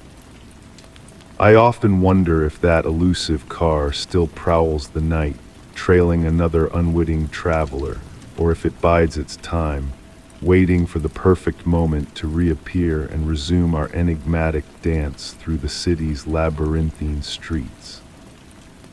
Story 24. The rain in November whispered against the attic windows of Grandma Rose, a gentle rhythm that always lulled me into a peaceful state. It was a homecoming after many years to sift through her belongings, now that she had departed. The scent of aged wood and weathered books lingered in the air, while the twilight's soft glow filtered through the half-open shutters, casting playful shadows on the vintage wallpaper. In a forgotten corner beneath a thin veil of dust sat Grandma's cherished brass record player, gleaming like a polished mirror. An artifact from a bygone era, its ornate mechanical arm adorned with delicate floral patterns, the turntable immaculately preserved. Beside it, a collection of vinyl records neatly housed in faded cardboard sleeves weathered by time. As I leafed through the records, my fingers paused on one mysterious piece. Its pure white cover bore no title or author, just a delicate golden border that shimmered in the dim light. Though unfamiliar, I knew each record in Grandma Rose's collection intimately. Driven by an insatiable curiosity, I resolved to listen. The record player hummed to life with a comforting familiarity. Placing the mysterious record on the turntable, I lowered the arm. Initially, there was only the familiar crackle of vinyl, then the music began. A melody unknown to my ears unfolded a waltz played on the piano, yet there was an enigmatic quality to the note's progression. The music subtly shifted with each revolution of the record, as if the notes rearranged themselves into novel harmonies. Entranced, I closed my eyes, surrendering to the spell of that peculiar composition. The fragrance of jasmine, Grandma Rose's beloved flower, seemed to waft through the air, a curious sensation in the midst of winter's chill. Upon opening my eyes, I detected a shift in the room's shadows. No longer conforming to the twilight's natural path, they now danced to the mysterious melody's cadence. Across the wall, a figure's shadow materialized, dancing in solitude despite my solitary presence. The waltz persisted, and amidst the piano notes, Grandma Rose's distinctive laughter resonated, a sound etched in my memory. A tremor of nostalgia and wonder coursed through me, not of fear, but of a profound longing. Rising from the armchair, I approached the window. A reflection in the glass mirrored the room's interior, yet for an instant Grandma Rose appeared, youthful and radiant in her favorite dance attire, twirling gracefully in the center of the attic. When I turned, she vanished, leaving only a lingering echo of her presence. The record spun on, and as the final note faded into silence, the room seemed transformed. Vibrant, infused with life, as if that ephemeral musical interlude had awakened dormant memories within the house's very walls. That evening, as I returned the enigmatic record to its white sleeve, a detail caught my eye. Inscribed on the inner rim in Grandma Rose's elegant script was a date, her wedding day. Beneath it, barely visible, a message whispered, "Music is the key to our most precious memories." Since then, each visit to the attic involves a search for that elusive record. Sometimes it reveals itself readily, while on other occasions it hides amidst the vinyls.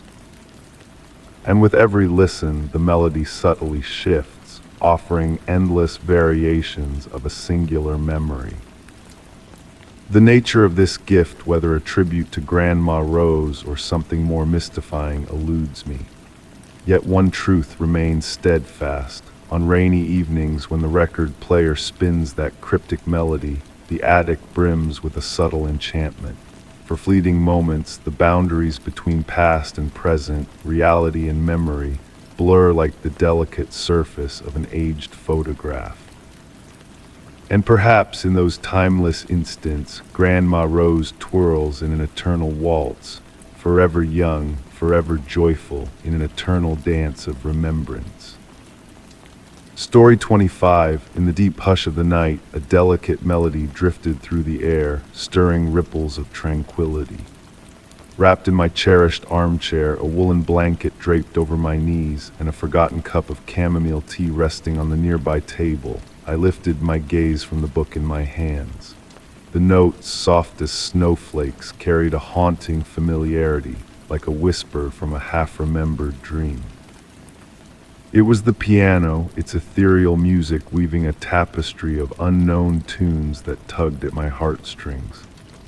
The house lay cloaked in shadows, save for the warm circle of light cast by a solitary lamp beside me, casting dancing silhouettes on the walls in sync with the mysterious melody.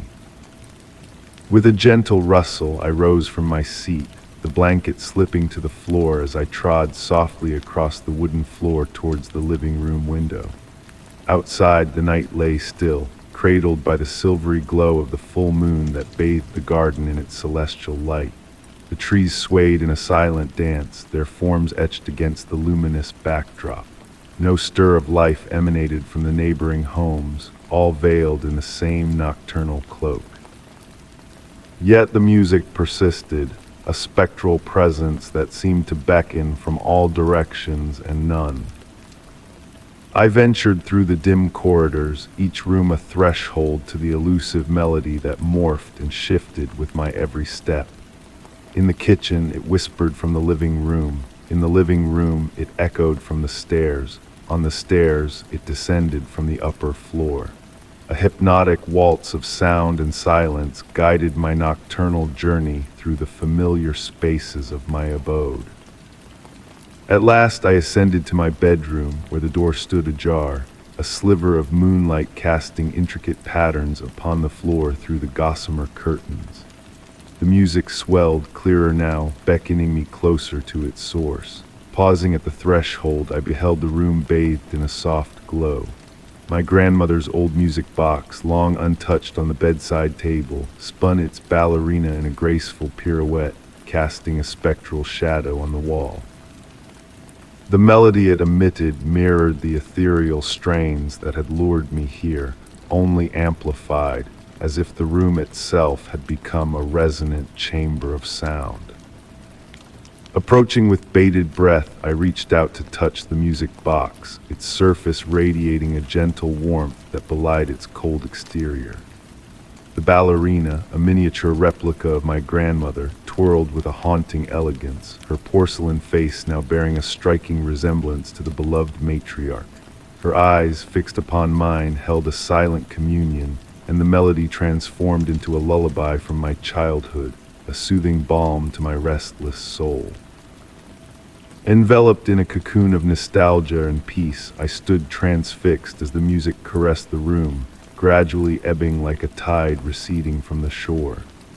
With a soft click, the music box closed and a profound stillness settled over the house, pregnant with unspoken truths.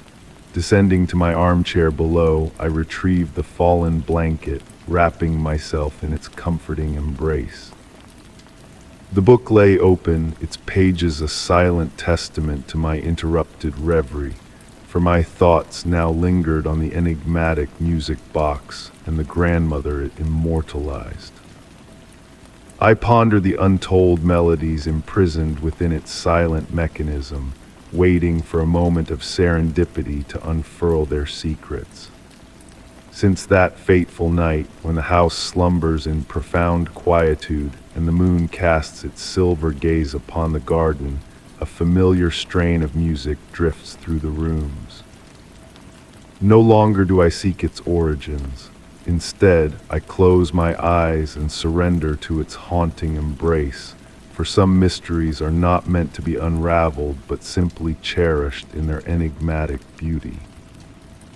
Story 26. In the dim glow of the flickering candlelight, I made my way down the weathered stone steps of the ancient cellar. The familiar creak of the wooden floor beneath my feet echoed in the cool, damp air, carrying me back to countless childhood memories of fetching grandma's preserves. But on this particular evening, a subtle shift in the atmosphere whispered of something otherworldly. The candle flame danced erratically, defying the stillness that hung heavy in the air, while a thin layer of dust seemed to veil every surface, despite my recent visit. The elongated shadows on the stone walls reached out towards the darkness below, beckoning me to pause midway down the stairs. A peculiar sensation enveloped me, urging a blend of fear and curiosity to dance within. The shelves, which typically ended within a few strides, now appeared to stretch endlessly into the depths, evading the reach of the wavering candlelight. The silence enveloped me, broken only by the rhythmic beat of my own heart and the distant drip of water seeping through the ancient stones. Driven by an insatiable curiosity, I pressed forward. The jars of preserves, usually gleaming in the gentle light, bore labels with dates of yesteryear's 1980, 1960, 1940, some so faded they were but mere whispers of time past. The chill in the air deepened, mingling with the earthy scent of aged wood, interwoven with a fragrance akin to ancient manuscripts long forgotten. As the shelves extended further into the abyss, the rough stone walls gave way to ancient bricks, adorned with cryptic symbols etched with precision beyond their time. I stood before a peculiar shelf where a single jar of dark glass stood out amongst its companions. Its label, bearing the inexplicable date of 1820, drew me in with an irresistible pull.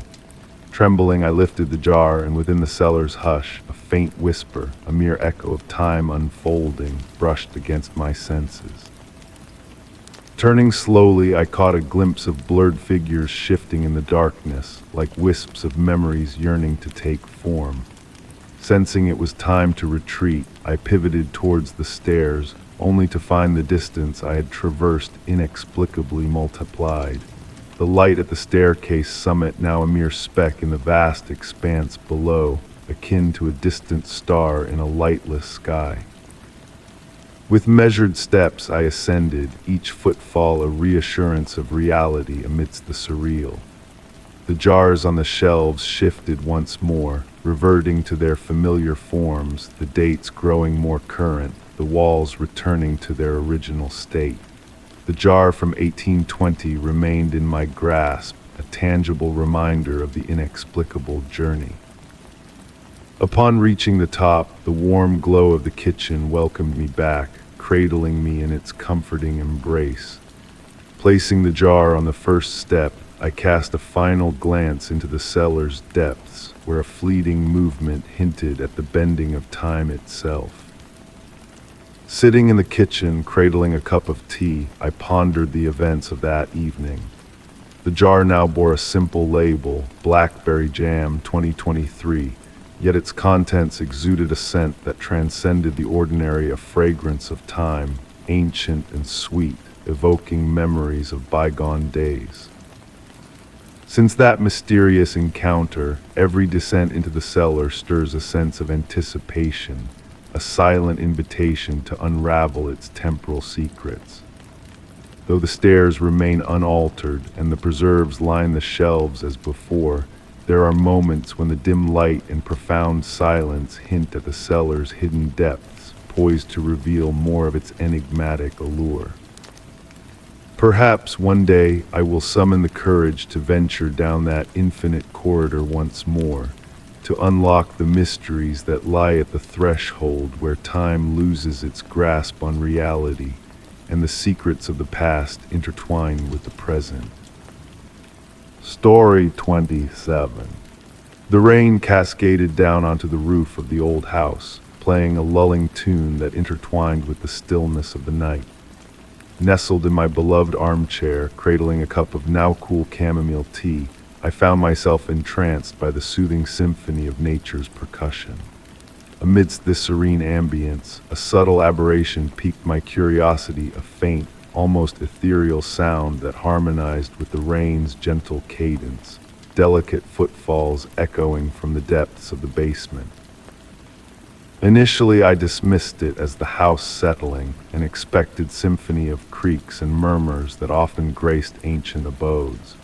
Yet there was an uncanny precision to these echoes, a rhythm that mirrored the deliberate steps of a living being. Rising from my seat with deliberate grace, I set the cup down on the neighboring table. The wooden floor beneath my feet exuded a residual warmth, a ghostly echo of the day's fading heat. Approaching the basement door, a chill crept through the air, swirling like an icy wisp emanating from below. The brass handle met my touch with a startling coldness, releasing a resounding click that reverberated through the hush of the house. Descending the staircase, each step plunged me deeper into the shadows, guided only by a faint azure glow filtering through a small skylight. The scent of the basement enveloped me, a melange of aged timber, moist earth, and elusive mysteries.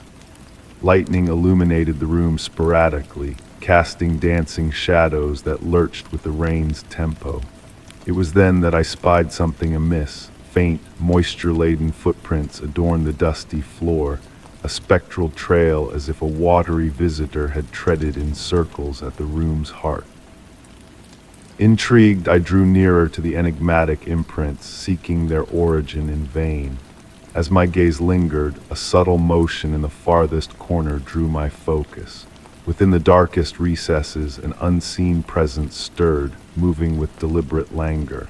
My pulse quickened, not out of fear, but a curious blend of intrigue and recognition.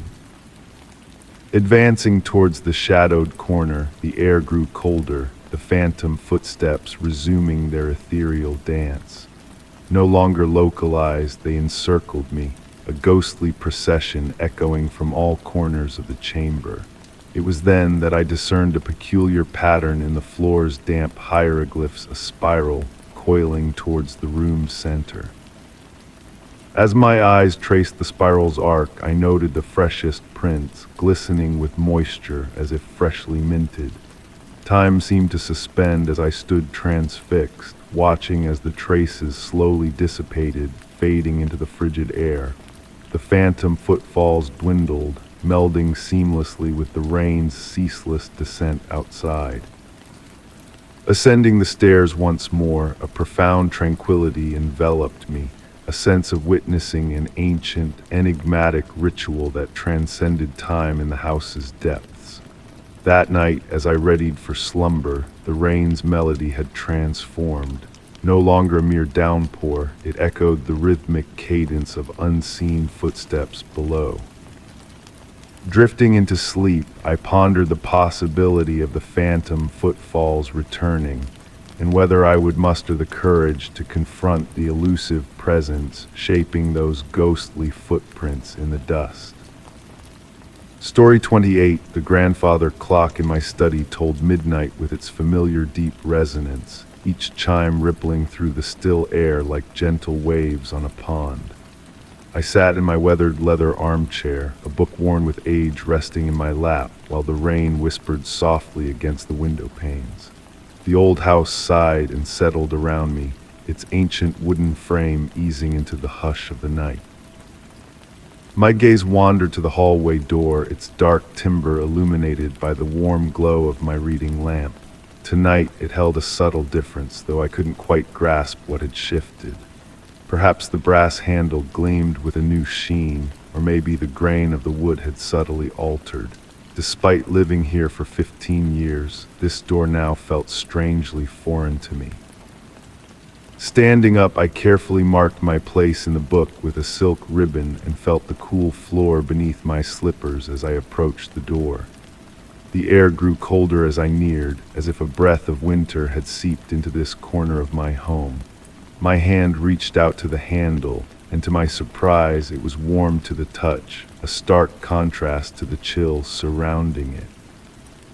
The door glided open smoothly, revealing the familiar hallway on the other side. Everything seemed as it always had: the faded wallpaper, the worn carpet, the frames of family photographs adorning the walls.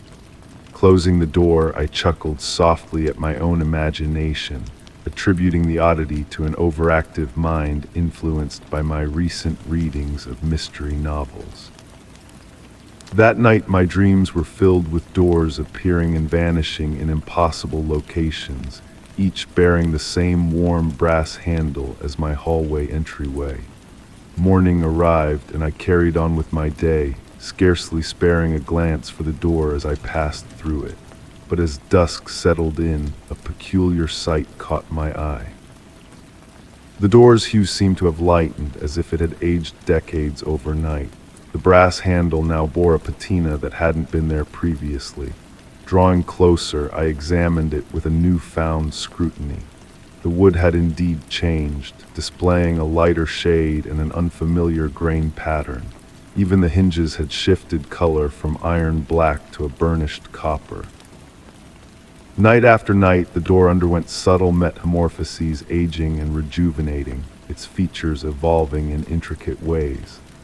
I diligently chronicled each transformation in a journal, capturing the changes with meticulous sketches and detailed descriptions. Strangely, the door never altered while under my direct observation. It was during the deepest hours of night, when the house lay in silence and my focus wavered, that the door chose to transform. One evening, I resolved to stay awake and monitor the door throughout the night. I positioned my armchair to face it directly, brewed a pot of strong tea, and settled in for my vigil. The grandfather clock ticked away the hours as I watched, my eyelids growing heavy but my resolve unwavering. At precisely 3:17 a.m., the lights flickered briefly, and in that fleeting moment of darkness, a subtle shift occurred. When the light returned, the door had changed once more. The warm oak was now a rich mahogany, adorned with delicate silver inlays that seemed to dance when observed peripherally. Intrigued, I approached the door, drawn to the new intricacies. My hand hesitated before touching the crystal handle, sensing a gentle vibration in the air around it. A realization struck me: the door bore no keyhole. In all its iterations, the keyhole had never existed, yet every morning as I passed through, it had always been present below the handle.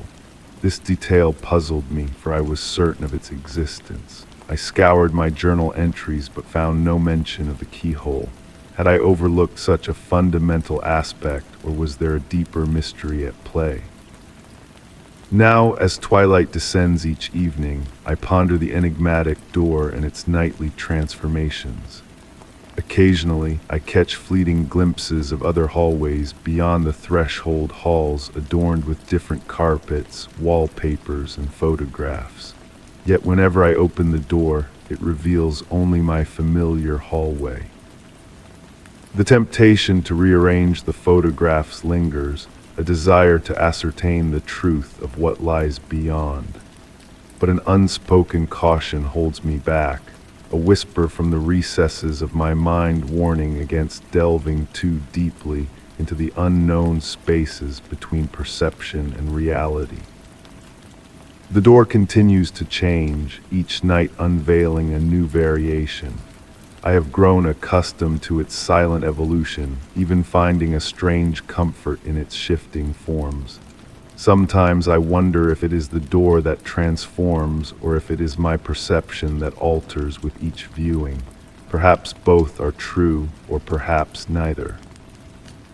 All I know for certain is that when the grandfather clock tolls midnight and the rain taps gently against the windows, I anticipate with quiet eagerness the unveiling of the door's next form, and the mysteries it may hold, concealed or revealed, in the tranquil hours before dawn. Story 29. The rain softly tapped against the windows of my aging farmhouse, creating a soothing rhythm that intertwined with the gentle creaking of the hardwood floor beneath me.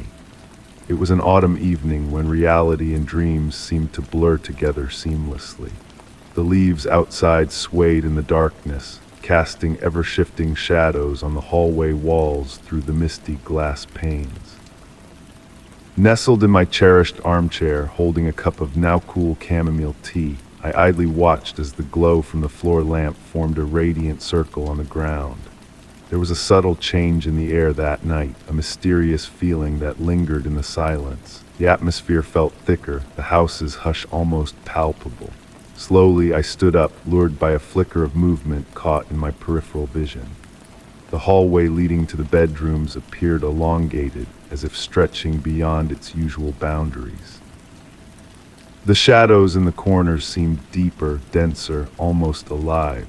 Pausing at the threshold of the living room, I peered into the darkness that grew denser towards the hallway's end. As I ventured forward, the temperature dropped gradually. The floor seemed to whisper beneath my steps, unfamiliar sounds echoing in the quiet house. The family portraits on the walls bore a new intensity in their gaze, as if the familiar faces had shifted imperceptibly. Halfway down the hallway, I halted. An ancient aroma of old books and damp wood wafted through the air, foreign to my home. I turned to the window on my right, where rain had painted intricate patterns on the glass, following a cryptic design.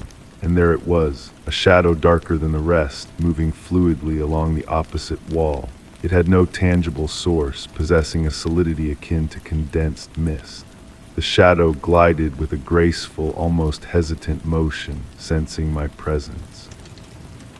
I watched, my breathing steady, feeling not fear but a peculiar sense of recognition, as if it had always been there, waiting to be acknowledged.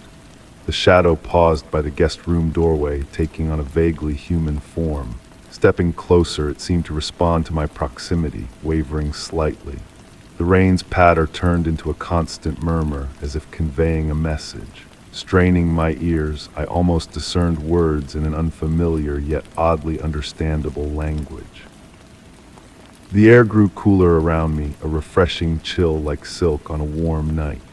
The shadow resumed its movement, gliding towards me in a slow, deliberate dance. I stood transfixed as it drew nearer. Just a few steps away, it paused. In the quiet of the house, I heard my heartbeat, steady and calm. The shadow inclined slightly, a silent greeting. Moved by a mysterious impulse, I raised my hand. Mirroring my action, the shadow extended a form that resembled a hand, though no physical touch occurred. Yet a warmth lingered where our hands almost met. Then, with the same grace it arrived, the shadow began to dissolve, dissipating like smoke carried away on an unseen breeze. In its wake, a faint scent of jasmine lingered, accompanied by a profound sense of tranquility. I stood in the hallway, time seemingly suspended, the sound of rain fading into the distance. Returning to the living room, I found my tea still warm, as if untouched by the passage of time during our encounter. Since that evening on rainy nights, I tread the hallway with heightened awareness. Sometimes I catch a glimpse of that familiar silhouette dancing just beyond my peripheral vision. The mystery of the shadow remains unsolved, yet it has left me not with unease, but with a profound understanding that some enigmas require no answers. The hallway now holds its secret, and on quiet nights, when rain taps against the windows, I await with a blend of curiosity and peace for another encounter with the dancing shadow beyond the threshold. Story 30, the gentle breeze whispered through the evening, carrying the delicate fragrance of night blooms from the garden. Nestled in my beloved armchair, I found myself entranced by the shadows dancing across the walls, painted by the flickering candlelight. A vintage Polaroid camera, a cherished heirloom from my grandmother, rested on the nearby table, beckoning me with its nostalgic allure. Though long neglected, a mysterious urge tugged at me to pick up the camera that very night. The familiar weight in my hands brought a sense of solace as I examined it in the soft glow of the room. My fingers gravitated towards the shutter button, a motion ingrained from countless snapshots in the past. With a whimsical impulse, I aimed the lens towards the darkest corner and clicked. The sudden flash pierced the room, revealing an enigmatic figure in the developed photograph. Faint and ethereal, it hovered in the air like wisps of smoke, forming a ghostly silhouette. Startled, my gaze darted towards the corner in question, finding only emptiness. Intrigued by the unexpected sight, I captured another image in the same direction. This time the figure had shifted, its form more distinct, drawing closer to the lens with each click. A vague outline of a face emerged, its features blurred yet tantalizingly present. A subtle chill coursed through me, not of fear, but of a reverent intrigue. Compelled by an unseen force, I continued to take photograph after photograph, each unveiling the figure with greater clarity. It was as though the entity used the images as a conduit to materialize, each snapshot imbuing it with more substance in our realm. Gradually, the hazy contours sharpened, unveiling a vintage attire reminiscent of a bygone era, perhaps the 1940s. The hush in the room deepened, a tangible weight in the atmosphere.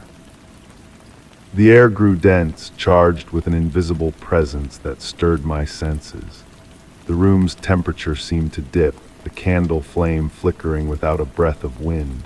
Savoring the surreal exchange, I captured each moment with deliberate slowness, spellbound by the unfolding encounter. In the final photo of the evening, the figure loomed so near that it almost engulfed the frame. A serene smile graced the woman's face, her eyes seemingly peering directly into mine through the glossy print.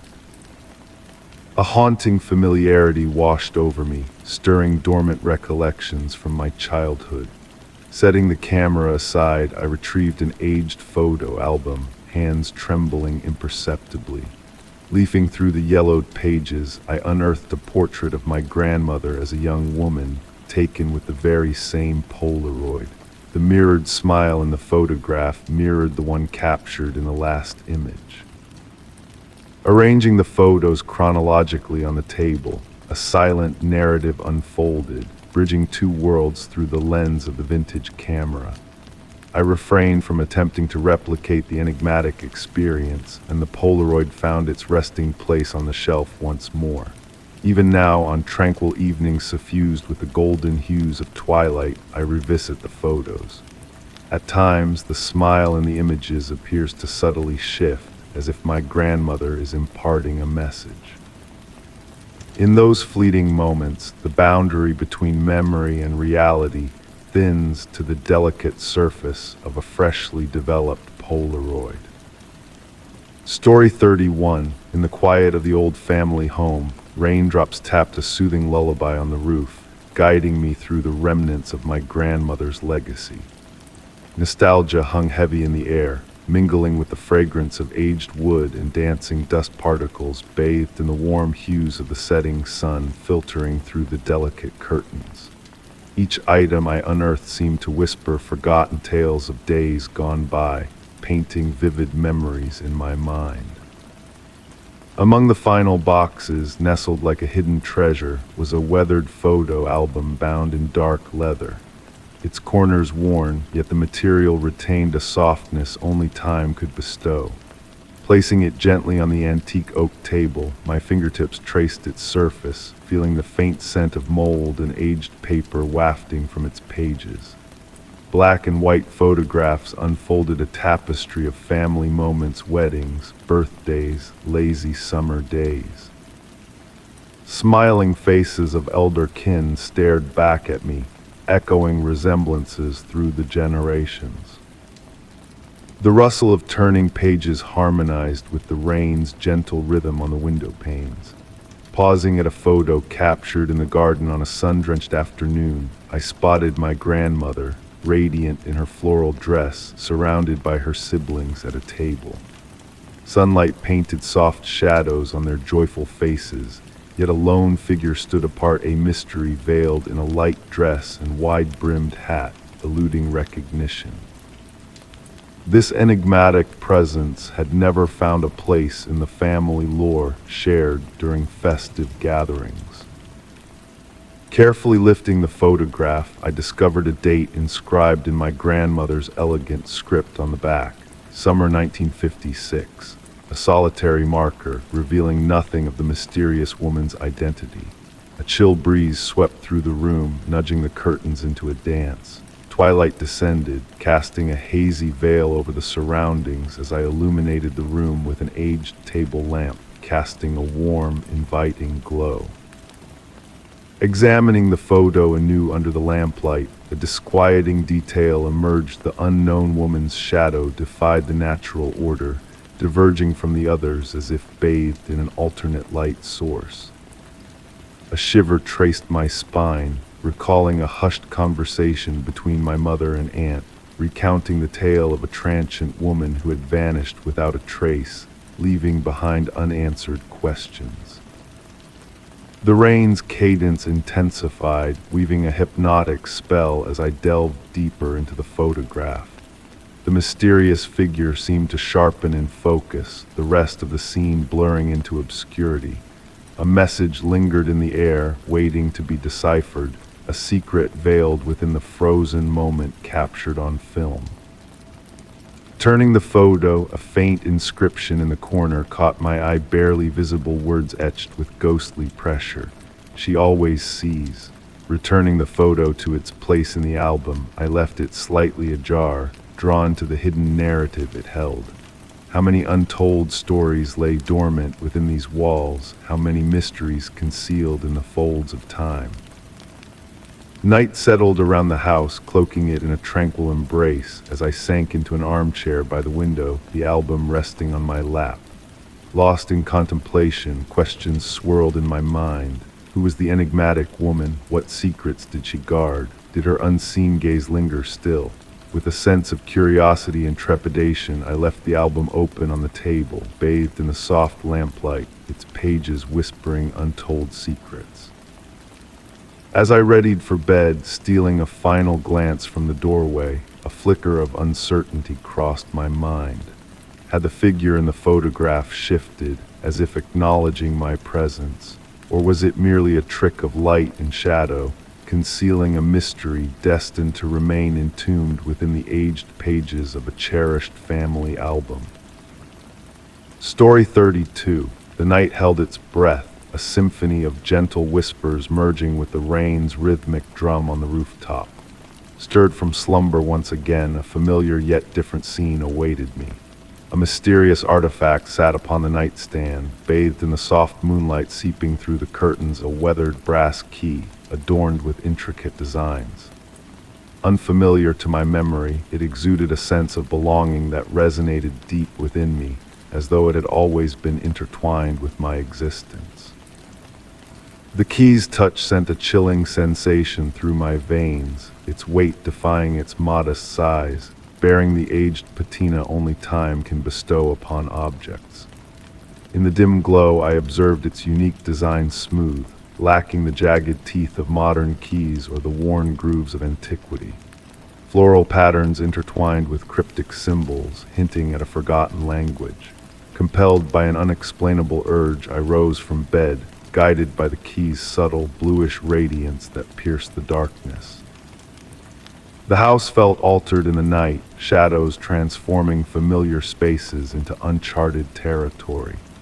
I traversed the rooms, the key's gentle glow leading the way, emitting a mystical aura. Each door I approached elicited a faint vibration when the key neared the wooden surfaces, as if seeking a connection invisible to the eye. It was in the study that a peculiar resonance unfolded. The ancient bookcase, a relic passed down from generations, stirred in harmony with the key's presence.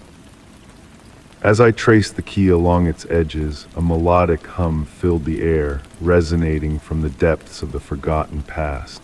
The key's vibrations intensified, the wood responding with a subtle tremor beneath my touch. Though no visible lock was present, an invisible bond seemed to unite the key and the bookcase. In that suspended moment, time seemed to stand still. The air grew heavy with an ancient essence, shadows dancing in ethereal patterns around me, as if acknowledging my awakening. The key pulsed with a steady cadence, revealing hidden mysteries within the bookcase's wooden frame. Driven by an instinct beyond comprehension, I pressed the key against the center panel. A sigh-like sound reverberated through the room, the wood's surface undulating like disturbed waters, revealing glimpses of distant faces and forgotten places in its polished reflection. With the arrival of dawn, I found myself seated at my desk, the key clenched in my hand. The morning light dispersed the lingering shadows, yet the essence of my nocturnal journey remained. The bookcase stood stoically, unchanged in appearance but forever altered in essence. In the ensuing days, the key lost its enigmatic glow but retained its weighty presence. On silent nights, a deep vibration seemed to echo from the bookcase, a haunting call that beckoned to the key. Despite the allure, I refrained from unlocking further mysteries. Some doors are best left unopened, even when the key lies within grasp, or perhaps especially so. Safely ensconced in a velvet-lined drawer of my writing desk, the key whispers in the stillness of the night, a reminder of the mysteries it holds. I ponder if it was I who found the key, or if it found me, and what other secrets lie dormant within a key without a lock. Story 33. The autumn breeze whispered gently through the leaves as I meandered down the rural road, bathed in the soft glow of the setting sun, painting the sky with hues of orange and purple. The GPS had ceased its guidance a few miles back, but I remained unperturbed. Familiar with this area, or so I thought, I continued my journey. The dirt road curved gracefully amidst hills adorned with barren vineyards. The crisp air entered through the cracked window, carrying the fragrance of moist earth and fallen foliage. In that moment, the world seemed to slow, allowing me to relish each passing second. Turning right at an aged wooden sign weathered by time, a peculiar realization struck me. This road did not align with my mental map of the region. Pausing briefly to reorient myself, I watched as shadows stretched languidly, crafting intriguing shapes among the trees edging the path. The road beneath my car's tires was impeccably maintained, too pristine for a forgotten country lane. No potholes or fissures marred the surface, just a seamless ribbon of asphalt vanishing into the evening mist. Dead leaves pirouetted lazily in the air, as if time itself had slowed in this pocket of the world. Pressing on at a leisurely pace, my curiosity heightened with each passing moment. The trees flanking the road appeared ancient and twisted compared to those I had encountered earlier. Their canopies intertwined overhead, forming a natural tunnel through which filtered the dimming twilight. In the distance, faint lights flickered like out-of-season fireflies, waltzing gracefully between the tree trunks, materializing and dissipating like fleeting memories. The silence enveloped me, almost palpable, interrupted solely by the gentle hum of the engine and the rustle of leaves stirred by the wind. As I advanced, subtle shifts in the road caught my attention, the boundaries blurred as if softened by an invisible brush. Shadows deepened, yet not menacingly so. Reality appeared to be mellowing, shedding its sharp edges. Abruptly, a sight beckoned me from the roadside, an ancient brass mailbox, impeccably preserved to the point of appearing new. Inscribed with an intricate compass rose, it lacked any name or address. When I reached out to touch it, a faint warmth seemed to radiate from the metal, contrasting the cool evening air. The road continued its gentle meander, revealing increasingly intriguing details. Dimly glowing milestone stones lined the edge, emitting a soft luminescence seemingly emanating from within the stones themselves. The sky above me donned an indescribable hue, a shade seemingly unique to this forgotten realm. Stars began to twinkle, yet even they appeared different, as if I gazed upon a sky from another era or dimension. After what felt like hours or perhaps mere minutes, I arrived at what seemed the crest of a hill. The road opened up to a small circular clearing, meticulously paved with ancient stones. At its center stood an old wrought iron lamppost, casting a warm and inviting glow. Halting the car, I stepped out. The air hung eerily still, as if time itself held its breath. From my vantage point, the city lights I had departed twinkled in the distance, but seemed worlds apart, veiled by an unseen barrier from this reality. Surveying the panorama, I noticed a transformation in the road I had traversed. No longer the modern asphalt I had driven upon moments earlier, it now appeared as a path paved with ancient stones, weathered by countless passers-by. Yet I was certain of the contemporary surface I had driven on mere moments before. Retrieving the road map from the glove compartment, I scrutinized it beneath the lamppost's glow. As suspected, this enigmatic road remained absent from the map, as if I had journeyed through a realm of dreams. Folding the map, a gust of wind caused it to tremble in my grasp. For a fleeting moment, golden lines seemed to materialize on the paper, tracing a faintly glowing path before fading away. Blinking, I found the image had vanished. Remaining in that surreal locale a while longer, I absorbed the tranquility it exuded. When I eventually decided to depart, I noticed the lamppost had extinguished silently.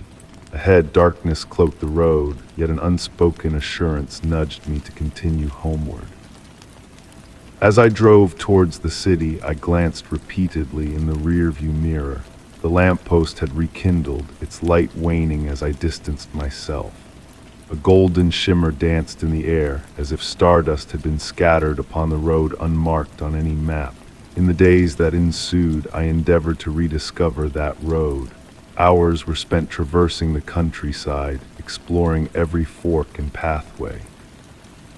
Yet that singular road, with its solitary lamppost and luminous stones, eluded me like a dream fading upon waking. A faint golden trail on my aged map remained the sole proof of my venture, visible only when illuminated just so, akin to a clandestine secret awaiting rediscovery. Story 34. In the quiet stillness of the night, my footsteps reverberated through the ancient wooden hallway, harmonizing with the gentle rhythm of raindrops tapping against the window panes. A soft, sweet fragrance lingered in the air, a blend of aged wood and the mustiness of ancient paper. Pausing before the door at the far end of the corridor, a door I had avoided for months, I noticed the glint of the lock, almost beckoning in the subdued glow of the wall lamps. Recalling how I meticulously secured the door last time, turning the key thrice and testing the handle, I felt a sense of comfort in the familiar routine. Yet on this particular evening, an unspoken shift hung in the air.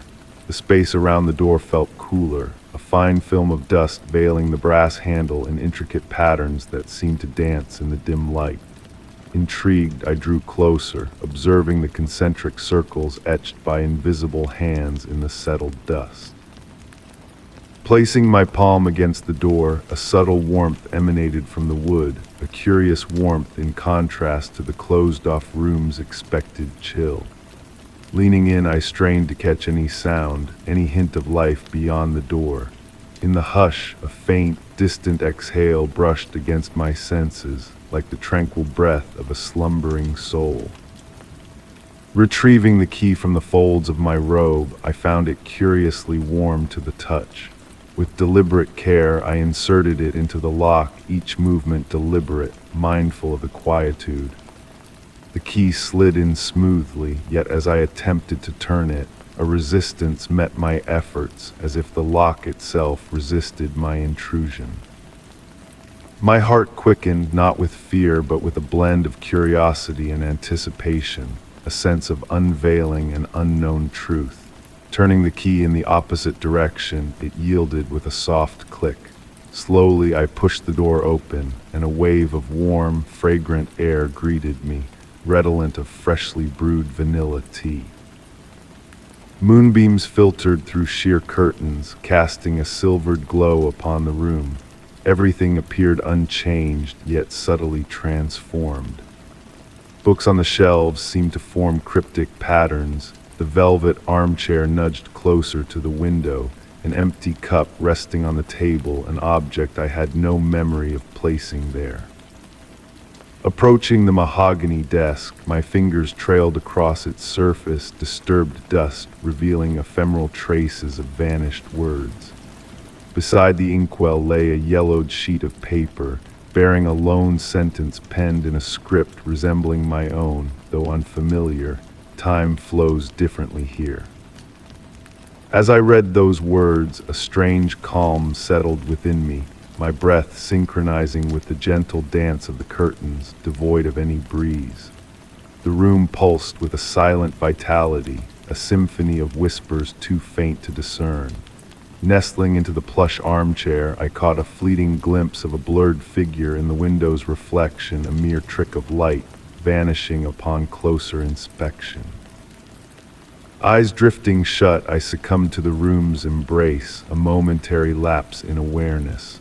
Upon reopening my eyes, the room appeared subtly altered, every object shifted imperceptibly. The cup, once cool, now radiated warmth, tendrils of steam curling upwards. Rising from the chair, a weighty enigma hung in the air, shrouding the room in mystery. Noiselessly, I retraced my steps, the wooden floor betraying no sound beneath my feet. Pausing at the threshold, I cast a lingering gaze upon the room, a slumbering enigma in the darkness. Closing the door with a soft click, I turned the key in the lock, the sound a lullaby in the quiet expanse of the hallway. Since that fateful night, a faint aroma of vanilla tea lingers whenever I pass the door, accompanied by the gentle rustle of unseen pages turning.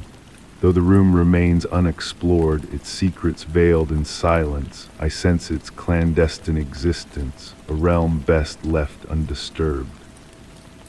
Story 35. The weariness of a long day's toil lingered as I entered my sanctuary, the study.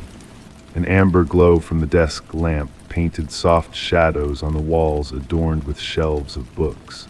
The familiar scent of aged paper and ink welcomed me like an old friend, cradling me as I sank into my weathered leather armchair. There on the polished wooden desk lay my cherished possession, my grandmother's gift, the old diary with its weathered leather cover and yellowed pages that held my innermost musings. As I reached for it, a peculiar sight caught my eye. The last page I'd written was no longer blank. Intricate handwriting, foreign to my own, graced the page with words I had no recollection of penning. The ink appeared fresh, as though just set upon the page. Intrigued, I drew closer, my breath slowing to a tranquil rhythm. The words painted a scene of an autumn evening, meticulously detailing the very room I occupied in that moment. The soft patter of rain against the window pane wove a hypnotic melody, harmonizing with the gentle rustle of pages stirred by an unseen breeze. The lamp's light flickered, casting playful shadows that danced across the walls. Enthralled, I delved deeper into the mysterious prose that seemed to anticipate my every move. Curiosity urged him to turn the page. The text beckoned, and as I read those words, my fingers obeyed, flipping to the next leaf. A jolt surged through me when fresh words materialized, as if an invisible hand inscribed them in real time. The ink flowed effortlessly, capturing the sensations I experienced at that very moment, the warmth of the lamp on my skin, the deepening rhythm of my breath, even the faint shiver down my spine, each detail rendered with eerie accuracy. Rising from my seat, my gaze remained fixed on the pages as they continued to fill with scripted secrets. The sentences now described the books on the shelves, titles unfamiliar yet tangible in the room around me. The writing progressed rhythmically, like the pendulum of a clock marking time in a silent chamber. I settled back onto the couch in the study's corner, the diary left open on the desk, its pages still in motion. The rain's cadence intensified, cocooning me in a barrier of sound that isolated me from the outside world. The room exuded a newfound warmth, as though the enigma unfolding had carved out its own realm, distinct from mundane reality. I closed my eyes, surrendering to the lullaby of raindrops. When I reopened them, the diary remained, but a shift had occurred. The words now bore a personal, intimate hue, recounting memories I believed forgotten, moments unshared with any soul. With measured steps, I approached the desk once more, the conversation evolving beyond narrative, morphing into a dialogue with my own past. The night progressed, unveiling a sense that this silent exchange unearthed a deeper truth. No fear gripped me, only a blend of curiosity and tranquility, each word on the page a stepping stone toward a revelation yet undefined. As the midnight hour chimed, I realized hours had slipped by, engrossed in this cryptic communion with the diary. The final words materialized simple yet enigmatic. Some mysteries don't need solving to be understood. Gently, I shut the diary, feeling the familiar leather beneath my fingertips. The rain persisted outside, now an accompaniment rather than mere background noise. Would the words linger on the pages come morning or dissolve like a dream upon waking? Retiring for the night, I stole a final glance at the study. The diary lay dormant on the desk, as though untouched by the surreal encounter. Yet a transformation had transpired not in the tangible realm, but within me. Those self-scripted pages had unveiled a portal to a comprehension eluding precise definition. The night enshrouded the study in silence, the lamp's amber light a silent sentinel to a mystery perhaps destined for perpetual enigma. Closing the door, I pondered that perhaps some mysteries hold greater allure when they remain unsolved.